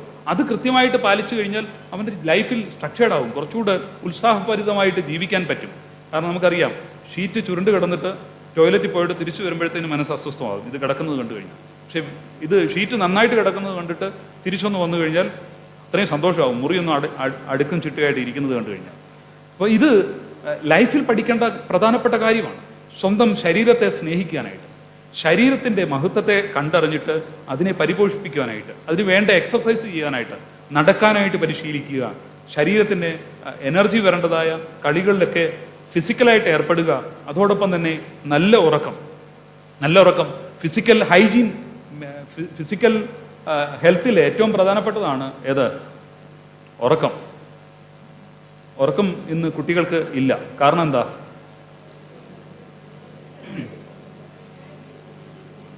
ഫോൺ ഉപയോഗിക്കേണ്ടടുത്തല്ല ഉപയോഗിക്കുന്നത്. വീട്ടിൽ ഓരോന്നിനും ഓരോ സ്ഥലം ഉണ്ടാകും. കഴിക്കാനൊരു സ്ഥലം, കുക്ക് ചെയ്യാനൊരു സ്ഥലം, പ്രാർത്ഥിക്കാനൊരു സ്ഥലം, പിന്നെ ഗസ്റ്റ് വന്നു കഴിഞ്ഞാൽ അവരെ ഇരുത്താനുള്ള സ്ഥലം, പഠിക്കാനുള്ള ഒരു സ്ഥലം, പിന്നെ ഉറങ്ങാനുള്ളൊരു സ്ഥലം. അപ്പം പഴയ കാലത്തെ സ്ട്രക്ചറിൽ ഫോൺ വെക്കുന്നത് ഒരു തൂണൊക്കെ ഉണ്ട്. അവിടെ പോയിന്ന് ഫോൺ വിളിച്ചിട്ട് അവിടെ തന്നെ വെച്ചിട്ട് പോകുന്ന രീതിയാണ്. പക്ഷേ മൊബൈൽ ഇൻവെൻറ്റ് ചെയ്തതോടുകൂടി ഈ സാധനത്തിന് എവിടെയൊക്കെ സ്ഥാനമുണ്ട്? കിച്ചണിലുണ്ട്, ഭക്ഷണം കഴിക്കുന്നിടത്തുണ്ട്, ഗസ്റ്റ് വരുമ്പോഴുണ്ട്, പിന്നെ പ്രാർത്ഥിക്കുന്നിടത്തും അടിക്കും, പിന്നെ വാഷ്റൂമിൽ ടോയ്ലറ്റിലും ഉണ്ട്, പിന്നെ ബെഡ്റൂമിലും ഉണ്ട്. എവിടെയും കയറി വരുന്നൊരു സാധനമായി. ഉറങ്ങാൻ പറ്റുന്നില്ല പലർക്കും. സ്ലീപ്പ് ഹൈജീൻ എന്ന് പറയുന്നത് കുഞ്ഞുങ്ങൾക്ക് നഷ്ടപ്പെട്ടു, ആരോഗ്യം നഷ്ടപ്പെടും. സ്ലീപ്പ് ഹൈജീൻ ഉപയോഗിക്കേണ്ട സ്ഥാനത്തിരുന്ന് ഉപയോഗിക്കേണ്ടതാണ് ഓരോ കാര്യവും. വീട്ടിലൊന്നും ചെയ്യേണ്ട, അതാത് സ്ഥാനത്തിരുന്ന് അതാത് കാര്യം ചെയ്യാൻ പഠിച്ചാൽ മതി. കഴിക്കേണ്ടിടത്ത് മാത്രം ഇരുന്ന് കഴിക്കുക. പഠിക്കുന്ന സ്ഥലത്ത് അവൻ കുറച്ചുകൊണ്ട് പഠിക്കാനായിട്ടും ടി വി കാണുമ്പോൾ കുറച്ചുകൊണ്ട് പഠിപ്പിക്കാനും പരിശീലിപ്പിച്ചു കഴിഞ്ഞാൽ അത് പിന്നെയും പ്രശ്നമാണ്. ഏതൊക്കെ കാര്യങ്ങൾ ഏതൊക്കെ സ്ഥാനത്തിരുന്ന് ചെയ്യണമെന്ന് കൃത്യമായിട്ട് പരിശീലിച്ചു കഴിഞ്ഞാൽ ശരീരത്തിൻ്റെ രോഗം കുറച്ച് മാറ്റി നിർത്താനായിട്ട് പറ്റും. ഏതൊക്കെ സ്ഥലത്ത് ഏതൊക്കെ ഉപയോഗിക്കണമെന്ന് മാത്രം പരിശീലിപ്പിക്കും. ഫോൺ ഉപയോഗിക്കണം ഇന്ന ടൈമിൽ ഇന്ന സ്ഥലത്ത് എന്ന് പറയുന്ന കൃത്യമായ ഒരു പരിശീലനം ഭവനത്തിൽ കൊടുത്താൽ അത് പറ്റും. പക്ഷേ അമ്മയും അപ്പനും എന്ത് ചെയ്യണം? അതനുസരിക്കണം. അമ്മ പുസ്തകത്തിൽ മോനെ നീ പഠിച്ചോളാൻ എന്ന് പറഞ്ഞിട്ട് പോയി ടി വിയുടെ ഫ്രണ്ടിൽ പോയിരുന്നു കഴിഞ്ഞാൽ ഈ കൊച്ചൻ വിചാരിക്കും, ഓ എന്നെ വലിയ കാര്യം ഏൽപ്പിച്ചിട്ട് അമ്മ പോയിരിക്കുക, ഞാനെന്താ പഠിക്കാനാണ്. അപ്പോൾ അവന് അടുത്ത് വേറൊരു ഫോൺ എടുത്ത് എൻ്റെ അടിയിലോട്ട് വെക്കും. ഒരു പുസ്തകം എടുത്ത് അടുത്ത് പോയിരിക്കണം. ഏതെങ്കിലും പത്രമായാലും കുഴപ്പമില്ല. കൊച്ചു കുഞ്ഞുങ്ങളുടെയൊക്കെ അടുക്കൽ, കൊച്ചു കുഞ്ഞുങ്ങളെയാണ് നമ്മൾ പരിശീലിപ്പിക്കുന്നത്. അല്ലാതെ പ്രായമായിട്ട് 7ാം ക്ലാസ് കഴിഞ്ഞിട്ട് പരിശീലിപ്പിക്കാമെന്ന് വിചാരിക്കരുത്. കൊച്ചു കുഞ്ഞുങ്ങളുടെ കാര്യമാണ് പറയുന്നത്. കൊച്ചു കുഞ്ഞുങ്ങളുടെ അടുക്കൽ പഠിക്കാനിരിക്കുമ്പോൾ അമ്മയും ഒരു പുസ്തകം എടുത്ത് വായിച്ചാൽ ആ കുഞ്ഞും വായിക്കാനായിട്ടുള്ള ഒരു പ്രേരണ അതിൽ നിന്ന് ചിലപ്പോൾ ലഭിച്ചെന്നിരിക്കും. അപ്പം കൃത്യമായിട്ടുള്ള ഡിസിപ്ലിൻഡ് ഫാമിലി ലൈഫ് സെറ്റ് ചെയ്യുക എന്നുള്ളതാണ് ഫിസിക്കൽ ഹെൽത്തിന് വളരെ പ്രധാനപ്പെട്ടത്. യേശുക്രിസ്തു ഫിസിക്കൽ ഹെൽത്ത് കൊടുത്തിട്ടുണ്ട് ഒത്തിരി പേർക്ക്. പക്ഷേ അതിനോടൊപ്പം കൊടുത്ത മറ്റു പല കാര്യങ്ങളുമുണ്ട്. അതിൽ രണ്ടാമത്തേതാണ് സൈക്കോളജിക്കൽ ഹീലിംഗ് അല്ലെങ്കിൽ emotional healing. Psychological and emotional healing. വൈകാരികമായ സൗഖ്യം യേശുക്രിസ്തു കൊടുത്തിട്ടുണ്ട്. അത് നമുക്ക് ആവശ്യമാണ്. വൈകാരികമായ സൗഖ്യം അല്ലെങ്കിൽ സൈക്കോളജിക്കൽ ഹീലിംഗ് ഇല്ലാതെ ഫിസിക്കൽ ഹീലിംഗ് ഉണ്ടാകത്തില്ല. രണ്ടും കൂടി ചേർന്നാണ് വരിക. സോമാറ്റിക് ഡിസീസസ് എന്ന് പറയും. ശരീരത്തിൽ നിന്നും മനസ്സിലേക്ക് കയറുന്ന രോഗമുണ്ട്, മനസ്സിൽ നിന്ന് ശരീരത്തിലേക്ക് വരുന്ന രോഗമുണ്ട്.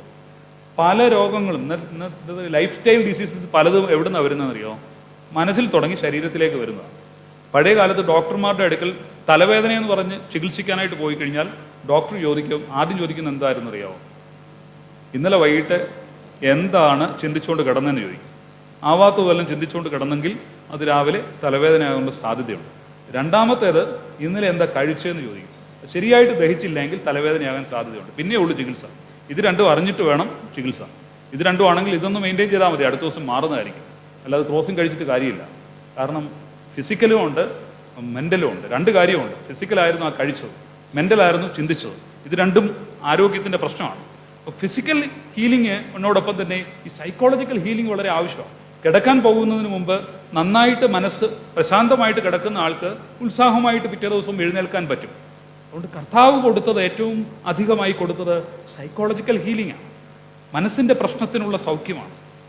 നോക്കൂ, ശമര്യക്കാരിയായ സ്ത്രീയെ കാണാനായിട്ട് യേശു എത്ര ബന്ധപ്പെട്ടാണ് വന്നതെന്നറിയാം. ശമര്യയെ ആ നാട്ടിൽ കൂടി അല്ലാതെ ജെറുസലേമിലേക്ക് പോകാൻ വേറെ വഴിയുണ്ട്. പക്ഷേ അന്നത്തെ ദിവസം സുകാർ എന്ന് പറയുന്ന കിണറ്റിനടുക്കിലേക്ക് അതുവഴി തന്നെ പോകാനായിട്ട് യേശു തീരുമാനിക്കുകയാണ്. അത് മറ്റൊന്നിനുമല്ല, ഈ സ്ത്രീയെ കാണാൻ തന്നെയാണ്. ആരെ? ശമര്യക്കാരിയായ സ്ത്രീ. അവളുടെ പേര് പോലും ഇവിടെ എഴുതിയിട്ടില്ല. പക്ഷേ അവൾ ആരായിരുന്നു? ആരാണ് ശമര്യക്കാരി? ജോണിന്റെ സുവിശേഷം അനുസരിച്ച് 3-ാം അധ്യായത്തിൽ പറയുന്നതാണ് അവൾ ആരായിരുന്നു. അവളാണ് ആദ്യമായിട്ട് യേശു ക്രിസ്തുവിനെ വിറ്റ്നസ് ചെയ്ത സ്ത്രീ. അപ്പോസ്തോലന്മാരെയോ ഏവങ്കേലിയസ്തന്മാരെക്കാൾ മുമ്പേ ഒരാൾ മശിഹായെ വിറ്റ്നസ് ചെയ്തിട്ടുണ്ടെങ്കിൽ അതാരായിരുന്നു? ഈ ശമരിറ്റൻ ലേഡിയായിരുന്നു. പക്ഷെ അവൾ ആരായിരുന്നു? അവളെക്കുറിച്ച് എന്താ എഴുതിയേക്കുന്നേ? അവൾക്ക് 5 ഭർത്താക്കന്മാരുണ്ടായിരുന്നു. ഇപ്പോഴുള്ളവനോ? അപ്പൊ ആരുടെ കുഴപ്പം? ആരുടെ കുഴപ്പം? 5 ഭർത്താക്കന്മാരുണ്ടായിട്ട് ആരുടെ കുഴപ്പം? സ്ത്രീയുടെ കുഴപ്പമല്ലേ? അങ്ങനെ നമ്മൾ വിചാരിക്കുന്നത്. പക്ഷേ വേദപണ്ഡിതന്മാർ പറയുന്നു അങ്ങനെയല്ല. 5 പുരുഷന്മാർ തൻ്റെ ജീവിതത്തിലൂടെ കടന്നുപോയിട്ട്, 6ാമത്തെ പുരുഷനും കടന്നുപോയിട്ടും അവർക്ക് 6 പേർക്കും കാണാൻ പറ്റാത്ത ഒരു കാര്യം 7ാമതൊരു പുരുഷൻ വന്നപ്പോൾ അവൻ കണ്ടു. മറ്റ്5 പേർക്കും അവളുടെ ശരീരം മതിയായിരുന്നു. ആ ശാരീരികമായ താല്പര്യങ്ങളും അങ്ങനെയുള്ള കാര്യങ്ങളിലും ഒക്കെ പോയപ്പോൾ 7ാമത് വന്ന യേശു എന്ന് പറയുന്ന മനുഷ്യനാണ് അവളുടെ മെൻ്റൽ ക്യൂരിയോസിറ്റി, അവളുടെ സൈക്കോളജിക്കൽ കാപ്പബിലിറ്റീസ്, തിയോളജിക്കൽ ഇൻറ്റൻഷൻസ്, വേദപുസ്തകം വായിച്ചുള്ള അവളുടെ അറിവ്, അവളുടെ ജീവിതത്തെക്കുറിച്ചുള്ള കാഴ്ചപ്പാടുകൾ, ഇതൊക്കെ ഒന്ന് തുറന്നു ചോദിക്കാനായിട്ട് ഒരു പുരുഷനും അടുത്തിയെന്നില്ല. 7ാമത് വന്ന ഈ പുരുഷനാണ്, യേശുവാണ്. അവളെ കണ്ട് അവളോട് ചോദിക്കുന്നു. നോക്കൂ, അവളുടെ ഡിസ്കോഴ്സ് നോക്കൂ. ആദ്യമായിട്ടൊരു സ്ത്രീ, അത് പരസ്യമായിട്ട് ഒരു പബ്ലിക് സ്പേസിൽ അവൾ വന്നത് എങ്ങനെയാണ്? It's out of loneliness. Not only loneliness but also the isolation. She was isolated by the society. കാരണം നട്ടുച്ച നേരത്ത് വരണമെങ്കിൽ മറ്റാരും വരാത്ത സന്ദർഭം, മറ്റു സ്ത്രീകളൊന്നും ഇവർ സമരിട്ടൻ ലേഡിയാണ്, അതുകൊണ്ട് തന്നെ മറ്റുള്ള സ്ത്രീകളൊന്നും വരാത്ത സമയത്ത് വന്ന്, വെയിലുള്ള സമയത്ത് വന്നതാണ്. കാരണം വെയിലാറിയിട്ടാണ് വരട്ടെ, പക്ഷെ വെയിലുള്ള സമയത്ത് വരികയാണ്. ആ സമയത്ത് വന്നത് സൊസൈറ്റി ഐസൊലേറ്റ് ചെയ്തുകൊണ്ടാണ്. ആ സൊസൈറ്റി ഐസൊലേറ്റ് ചെയ്തുകൊണ്ട് അവൾക്ക് ഒത്തിരി ലോൺലിനെസ് ഫീൽ ചെയ്യുന്നുണ്ട്, ഏകാന്തത അനുഭവിക്കുന്നുണ്ട്, അവൾ ഒത്തിരി ഒറ്റപ്പെടൽ അനുഭവിക്കുന്നുണ്ട്. അവളുടെ ജീവിതത്തിൽ ആത്മസംഘർഷങ്ങൾ ഒത്തിരിയാണ്. കാരണം ജീവിതത്തോട് വളരെ വിരക്തി തോന്നുന്ന സന്ദർഭങ്ങൾ ഒത്തിരി ഉണ്ടായിട്ടുണ്ട്. അത്രയൊക്കെ ഉണ്ടായിട്ടും അവൾ വേദപുസ്തകം വായിക്കുമായിരുന്നു, അന്വേഷിക്കുമായിരുന്നു. മശിഹായെക്കുറിച്ചുള്ള അവളുടെ സങ്കല്പങ്ങൾ അവളുടെ ഉള്ളിലുണ്ടായിരുന്നു. ആ ഇൻഫീരിയോറിറ്റി കോംപ്ലക്സിനും ഒക്കെ അപ്പുറമായിട്ട് അവൾക്ക് ഒത്തിരി ഇൻഫീരിയോറിറ്റി കോംപ്ലക്സ് ഉണ്ടായിരുന്നുകൊണ്ടാകാം മറ്റുള്ളതൊക്കെ ഒഴിവാക്കിയിട്ട് അവൾ വേറൊരു സമയത്ത് വന്നു. യേശു പറഞ്ഞു അവളെ കാണാൻ തന്നെ വന്നതാണ്. അവൾ കുട വെച്ചിട്ട് പോയി, വിറ്റ്നസ് ആകാൻ പോയി. നോക്കൂ, ഐസൊലേറ്റഡ് ആയിരുന്ന, ഇൻഫീരിയോറിറ്റി കോംപ്ലക്സ് ഉണ്ടായിരുന്ന, ഒറ്റപ്പെടൽ അനുഭവിച്ച ഒരു സ്ത്രീ യേശുവിനെ കണ്ടപ്പോൾ അവൾ വിറ്റ്നസ്സായി മാറി. ഇതാണ് മർത്തമറിയം സമാജത്തിൻ്റെ ദൗത്യം. ഒറ്റപ്പെടൽ അനുഭവിക്കുന്ന, കുറ്റപ്പെടുത്തലുകൾക്ക് വിധേയമാകുന്ന, ലോൺലിനെസ് അനുഭവിക്കുന്ന, ഇൻഫീരിയോറിറ്റി കോംപ്ലക്സ് അനുഭവിക്കുന്ന ആരെങ്കിലും വ്യക്തികൾ നമ്മുടെ കമ്മ്യൂണിറ്റിയിലേക്ക് വന്നിട്ട് അവൾ ക്രിസ്തുവിൻ്റെ വിറ്റ്നസ്സായി മാറുന്നു. അപ്പോഴാണ് നമ്മൾ ക്രിസ്തുവിൻ്റെ മർത്തമറിയം സമാജ അംഗങ്ങളാകുന്നത്. മർത്തമറിയം സമാജം അംഗങ്ങളാകുന്നത് അപ്പോഴാണ്. നമ്മൾ പലപ്പോഴും ഇതിനെയാണ് കൂടുതലാക്കുന്നത്. അവളുടെ ഇൻഫീരിയോറിറ്റിൻ്റെ അല്ലെങ്കിൽ ലോൺലിനെസ്സിനെയോ ഒക്കെ കൂടുതൽ വർദ്ധിപ്പിക്കാനുള്ള സാഹചര്യവും പലയിടത്തും നടക്കാറ്. അത് മുംബൈ നടക്കാറില്ലല്ലോ അല്ലേ? മുംബൈ ഡയസിസിലെ മർത്തമറിയം സമാജത്തിൽ അങ്ങനെ നടക്കുന്നില്ല എന്നാണ് തോന്നുന്നത്. കാരണം ഇത് നമ്മുടെ ദൗത്യമാണ്. അന്ന് യേശു ഹീലിംഗ് കൊടുത്തെങ്കിൽ നമ്മുടെ ദൗത്യമാണ് ഹീലിംഗ് കമ്മ്യൂണിറ്റിയാണ്. ചർച്ച് എന്ന് പറയുന്നത് ഹീലിംഗ് കമ്മ്യൂണിറ്റിയാണ്. Church is identified as a healing community. ക്രിസ്തു നൽകിയ അതേ കാര്യം ലോകത്തിന് കൊടുക്കേണ്ടവരാണ് നമ്മൾ. So church is a healing community. ഓരോ മീറ്റിംഗ് കൂടുമ്പോഴും ഈ ഹീലിംഗ് ലഭിക്കുന്നുണ്ടോ എന്നുള്ളതാണ് നമ്മുടെ മുമ്പിലുള്ള അന്വേഷണമായിട്ട് വേണ്ടത്. കാരണം ചേർത്ത് പിടിക്കാൻ സാധിക്കണം. ആരെങ്കിലുമൊക്കെ അതിന് ഏറ്റെടുക്കണം. ചില മനുഷ്യരൊക്കെ ആരോടും ഒന്നും പറയാതെ ഒക്കെ നമ്മുടെ കമ്മ്യൂണിറ്റിയിലൊക്കെ വരുന്നുണ്ട്. ആ ആളുടെ തോളത്തൊന്ന് തട്ടിയിട്ട് എന്താ മോളെ, നിനക്കെന്താ പറ്റിയത്? ചില പ്രശ്നങ്ങൾ പലപ്പോഴും കാണുന്ന, സ്വന്തം കാര്യത്തിലല്ലാതെ ഡിവോഴ്സ്ഡ് ആയിട്ടിരിക്കുന്ന പലരുമുണ്ട്. മർത്തമറിയം സമാജത്തിലൊക്കെ വരുന്നുണ്ടോ? വരാറുണ്ടോ? കാരണം നമ്മുടെ സാഹചര്യം ഹീലിങ്ങിലേക്ക് നയിക്കുന്നതല്ല. അതുകൊണ്ടാണ് പലരും ചോദിക്കും, എന്താ മോളെ ഇനിയും എങ്ങനെയാണ്, എന്തൊക്കെയാണ് ചോദിക്കുന്നത്? ചോദിക്കേണ്ടത് എന്താണെന്ന് അറിയത്തില്ല. ആൾ പിന്നെ വരത്തില്ല. ഒരു പ്രാവശ്യം 2 പ്രാവശ്യമൊക്കെ വരും. കാരണം എന്താ? അത്രയ്ക്ക് ചോദ്യങ്ങളാണ്. ഇനി ഒരു കല്യാണം അതവർ ചെയ്തോട്ടെന്ന്, നമ്മളെന്തിനായി ചോദിക്കാൻ പോകുന്നു? കാരണം അതൊക്കെ ഒത്തിരിയും ചിന്തിച്ചും ആലോചിച്ചും ഒക്കെ ആയിരിക്കും പോകുന്നത്. പക്ഷെ നമ്മുടെ കമ്മ്യൂണിറ്റിയിലേക്ക് വരുമ്പോൾ ഹീലിംഗ് കൊടുക്കുന്ന ഒരു വാക്ക്, അല്ലാതെ നമ്മൾ പ്രോബ് ചെയ്യുക. നീ വിവാഹം കഴിഞ്ഞ് ആരെങ്കിലും ഒന്ന് വന്നാൽ എന്ന് ചോദിക്കുക, എന്താ കുഞ്ഞുങ്ങളായോ? എല്ലാ ആഴ്ചയും ചോദിക്കുന്നത് ഇത് തന്നെയാണ്. നമ്മളൊരു ആകാംക്ഷയോടെ എന്തെങ്കിലും ചോദിക്കണമെന്ന് വിചാരിച്ച് ചോദിക്കുന്നതായിരിക്കും. പക്ഷെ മക്കളില്ലാതെ വിഷമിക്കുന്ന അവരുടെ ദുഃഖത്തിൽ നമ്മൾ പിന്നെന്തിനാ പ്രോബ് ചെയ്യുന്നത്? നമ്മൾ പ്രാർത്ഥിക്കുക. പിന്നെ എല്ലാ ആഴ്ചയും ഇത് ചോദിക്കുന്നതുകൊണ്ട് അച്ഛാ ഞാനിനി പള്ളിയിലേക്ക് പോകുന്നില്ല എന്ന് പറഞ്ഞവർ പെൺകുട്ടികളെ എനിക്കറിയാം. കാരണം അവർക്ക് ഫേസ് ചെയ്യാൻ പറ്റുന്നില്ല. എല്ലാ ആഴ്ചയും ഈ ചോദ്യങ്ങൾ തന്നെയാണ്. അപ്പോൾ നമ്മളുടെ വാക്കുകൾ ഹീലിങ്ങിലേക്ക് നയിക്കുന്നതാണ്. നമ്മൾ പലപ്പോഴും ഉപയോഗിക്കുന്ന വാക്കുകൾ എന്തെങ്കിലുമൊക്കെ ഒന്ന് പറയാൻ വേണ്ടി ഉപയോഗിക്കുന്നതാണ്. അത് ഹീലിങ്ങിലേക്കല്ല പലപ്പോഴും നയിക്കുക, അവരുടെ പേഴ്സണൽ ഇൻഹിബിഷൻസിലേക്ക് കൂട്ടുന്നതാണ് പലപ്പോഴും. അതുകൊണ്ട് ഇൻഫീരിയോറിറ്റി കോംപ്ലക്സോ അവരനുഭവിക്കുന്ന തിക്താനുഭവങ്ങളെയോ വർദ്ധിപ്പിക്കുന്നതായി തീരരുത് നമ്മുടെ വാക്കുകൾ. യേശുക്രിസ്തുവിൻ്റെ ഓരോ വാക്കും ഹീലിങ്ങിലേക്ക് നയിക്കുന്നതാണ്. കർത്താവിൻ്റെ അടുക്കൽ തൈലം പൂശാനായിട്ട് ഒരു സ്ത്രീ വന്നു. ആ സ്ത്രീ വന്ന് തൈലം പൂശിക്കൊണ്ടിരിക്കുക. അപ്പം സൈമൺ മനസ്സിൽ ഒരു കാര്യം ചിന്തിച്ചു. സൈമൺ എന്താ മനസ്സിൽ ചിന്തിച്ചത്? ഈ സ്ത്രീ ആരെന്ന് അറിഞ്ഞിരുന്നെങ്കിൽ ഇതിന് സമ്മതിക്കുമായിരുന്നു. സൈമൺ മനസ്സിൽ ചിന്തിച്ചേ ഉള്ളൂ. കർത്താവ് ചോദിച്ചു, what are you thinking Simon? Simon ഞെട്ടിപ്പോയി. മനസ്സിൽ ചിന്തിക്കുന്നത് നീ ഇവളുടെ പാസ്റ്റിനെ കുറിച്ചാണോ നീ ചിന്തിക്കുന്നത് ചോദിച്ചു. നീ ഇവളുടെ പാസ്റ്റിനെ കുറിച്ചാണോ ചിന്തിക്കുന്നത്? But I am thinking about your future. ഞാൻ ഇവളുടെ ഭാവിയെക്കുറിച്ചാണ് ചിന്തിക്കുന്നത്, നീ എൻ്റെ പാസ്റ്റിനെ കുറിച്ച്. പലപ്പോഴും കമ്മ്യൂണിറ്റിയിൽ വരുമ്പോൾ ഒരാളുടെ ജീവിതത്തിൻ്റെ പാസ്റ്റാണ് എല്ലാവരും എടുക്കുന്നത്. ഒരു ഫ്യൂച്ചർ കൊടുക്കാനായിട്ട് നമ്മൾ തയ്യാറല്ല. ഫ്യൂച്ചർ കൊടുക്കണം. കർത്താവിൻ്റെ അടുക്കൽ വന്നവർക്കെല്ലാം ഫ്യൂച്ചറാണ് കൊടുത്തത്. അവൾ തെറ്റ് ചെയ്തിട്ടുണ്ടാകാം, പക്ഷേ അവളുടെ പേരിനിയും ലോകത്തിൽ എവിടെയൊക്കെ സുവിശേഷം അറിയിക്കുന്നുവോ അവിടെയൊക്കെ അവളുടെ പേര് പറയാൻ പോവുകയാണ് സൈമണേ എന്ന് അവർ. ആ സ്ത്രീയുടെ പേരാണ് എല്ലാ ആഴ്ചയും, എല്ലാ ദുഃഖ വെള്ളിയാഴ്ചയും നമ്മൾ പറയുന്നത്. ആ സ്ത്രീ, തൈലമൊഴിച്ച സ്ത്രീ, അതൊരു അടയാളമായിട്ട് തൈലാഭിഷേകം. കർത്താവിൻ്റെ തൈലം പൂശിയത് മരണത്തിന് മുമ്പുള്ള ശവസംസ്കാര ശുശ്രൂഷയുടെ തൈലം ഒഴിക്കുന്നത് പോലെയാണെന്ന് യേശു പറയുകയാണ്. നോക്കൂ, ഒരു സ്ത്രീക്ക് കൊടുക്കുന്നത് മഹാദൗത്യം. ക്രിസ്ത്യാനിറ്റിയുടെ ഏറ്റവും വലിയ പ്രത്യേകത എന്ന് പറഞ്ഞത് പാസ്റ്റ് അല്ല, ഫ്യൂച്ചറിലേക്ക് നയിക്കുന്നതാണ്. പാസ്റ്റ് എന്തുമായിക്കോട്ടെ, കർത്താവിൻ്റെ അടുക്കൽ വരുന്നവരുടെ പലരുടെയും പാസ്റ്റ് നോക്കുകയാണെങ്കിൽ ഒരിക്കലും അവർ യോഗ്യരല്ലെന്ന് പറയും. ശൗൽ എന്ന് പറയുന്ന മനുഷ്യൻ പീഡിപ്പിക്കുന്നവരുടെ കൂട്ടത്തിലാണ്. പക്ഷെ അവനെ യേശു വിളിച്ചപ്പോൾ അവന് ഒരു ഫ്യൂച്ചർ ഉണ്ടായി, ചർച്ചിനൊരു ഫ്യൂച്ചർ ഉണ്ടായി. അതുകൊണ്ട് നമ്മൾ ചിന്തിക്കുമ്പോൾ ഹീലിംഗ് എന്ന് പറയുമ്പോൾ ഓരോ മനുഷ്യരുടെയും ഭാവിയെ നോക്കി വേണം ചെയ്യാൻ. അല്ല പാസ്റ്റ് നോക്കി അത് അഴിച്ചു പിറക്കി അത് ചികഞ്ഞെടുത്തിട്ട് ആ ആളെ ഇല്ലായ്മ ചെയ്യുന്ന ഒരു വാക്കും നമ്മുടെ കമ്മ്യൂണിറ്റിയിലോ നമ്മുടെ കൂട്ടായ്മയിലോ ഉണ്ടാകരുത്. എങ്കിലത് ഹീലിംഗ് അല്ല, ക്രിസ്തുവിൻ്റെ സംഘമല്ല, മർത്തമറിയം സമാജമല്ല. മർത്തമറിയം എന്ന് പറയുമ്പോൾ മോർത്ത് മറിയമാണ്. അപ്പം ആ ഒരു വിശുദ്ധ സംഘമാകണമെങ്കിൽ അതിൻ്റെതായ അന്തസ്സ് നമ്മൾ സൂക്ഷിക്കണം. കാരണം കർത്താവ് പോസിബിലിറ്റിയാണ്, ഒരു മനുഷ്യനിലുള്ള പോസിബിലിറ്റിയാണ് കാണുന്നത്. അല്ലാതെ ഇൻഹിബിഷൻസ് നോക്കിയിട്ട് ലിമിറ്റേഷൻ അല്ല കാണുന്നത്. യേശുക്രിസ്തു ഓരോരുത്തരുടെയും പോസിബിലിറ്റിയാണ്. നിനക്ക് ഇന്ന കഴിവുണ്ട്, ഇത് സാധിക്കുമെന്ന് പറയും.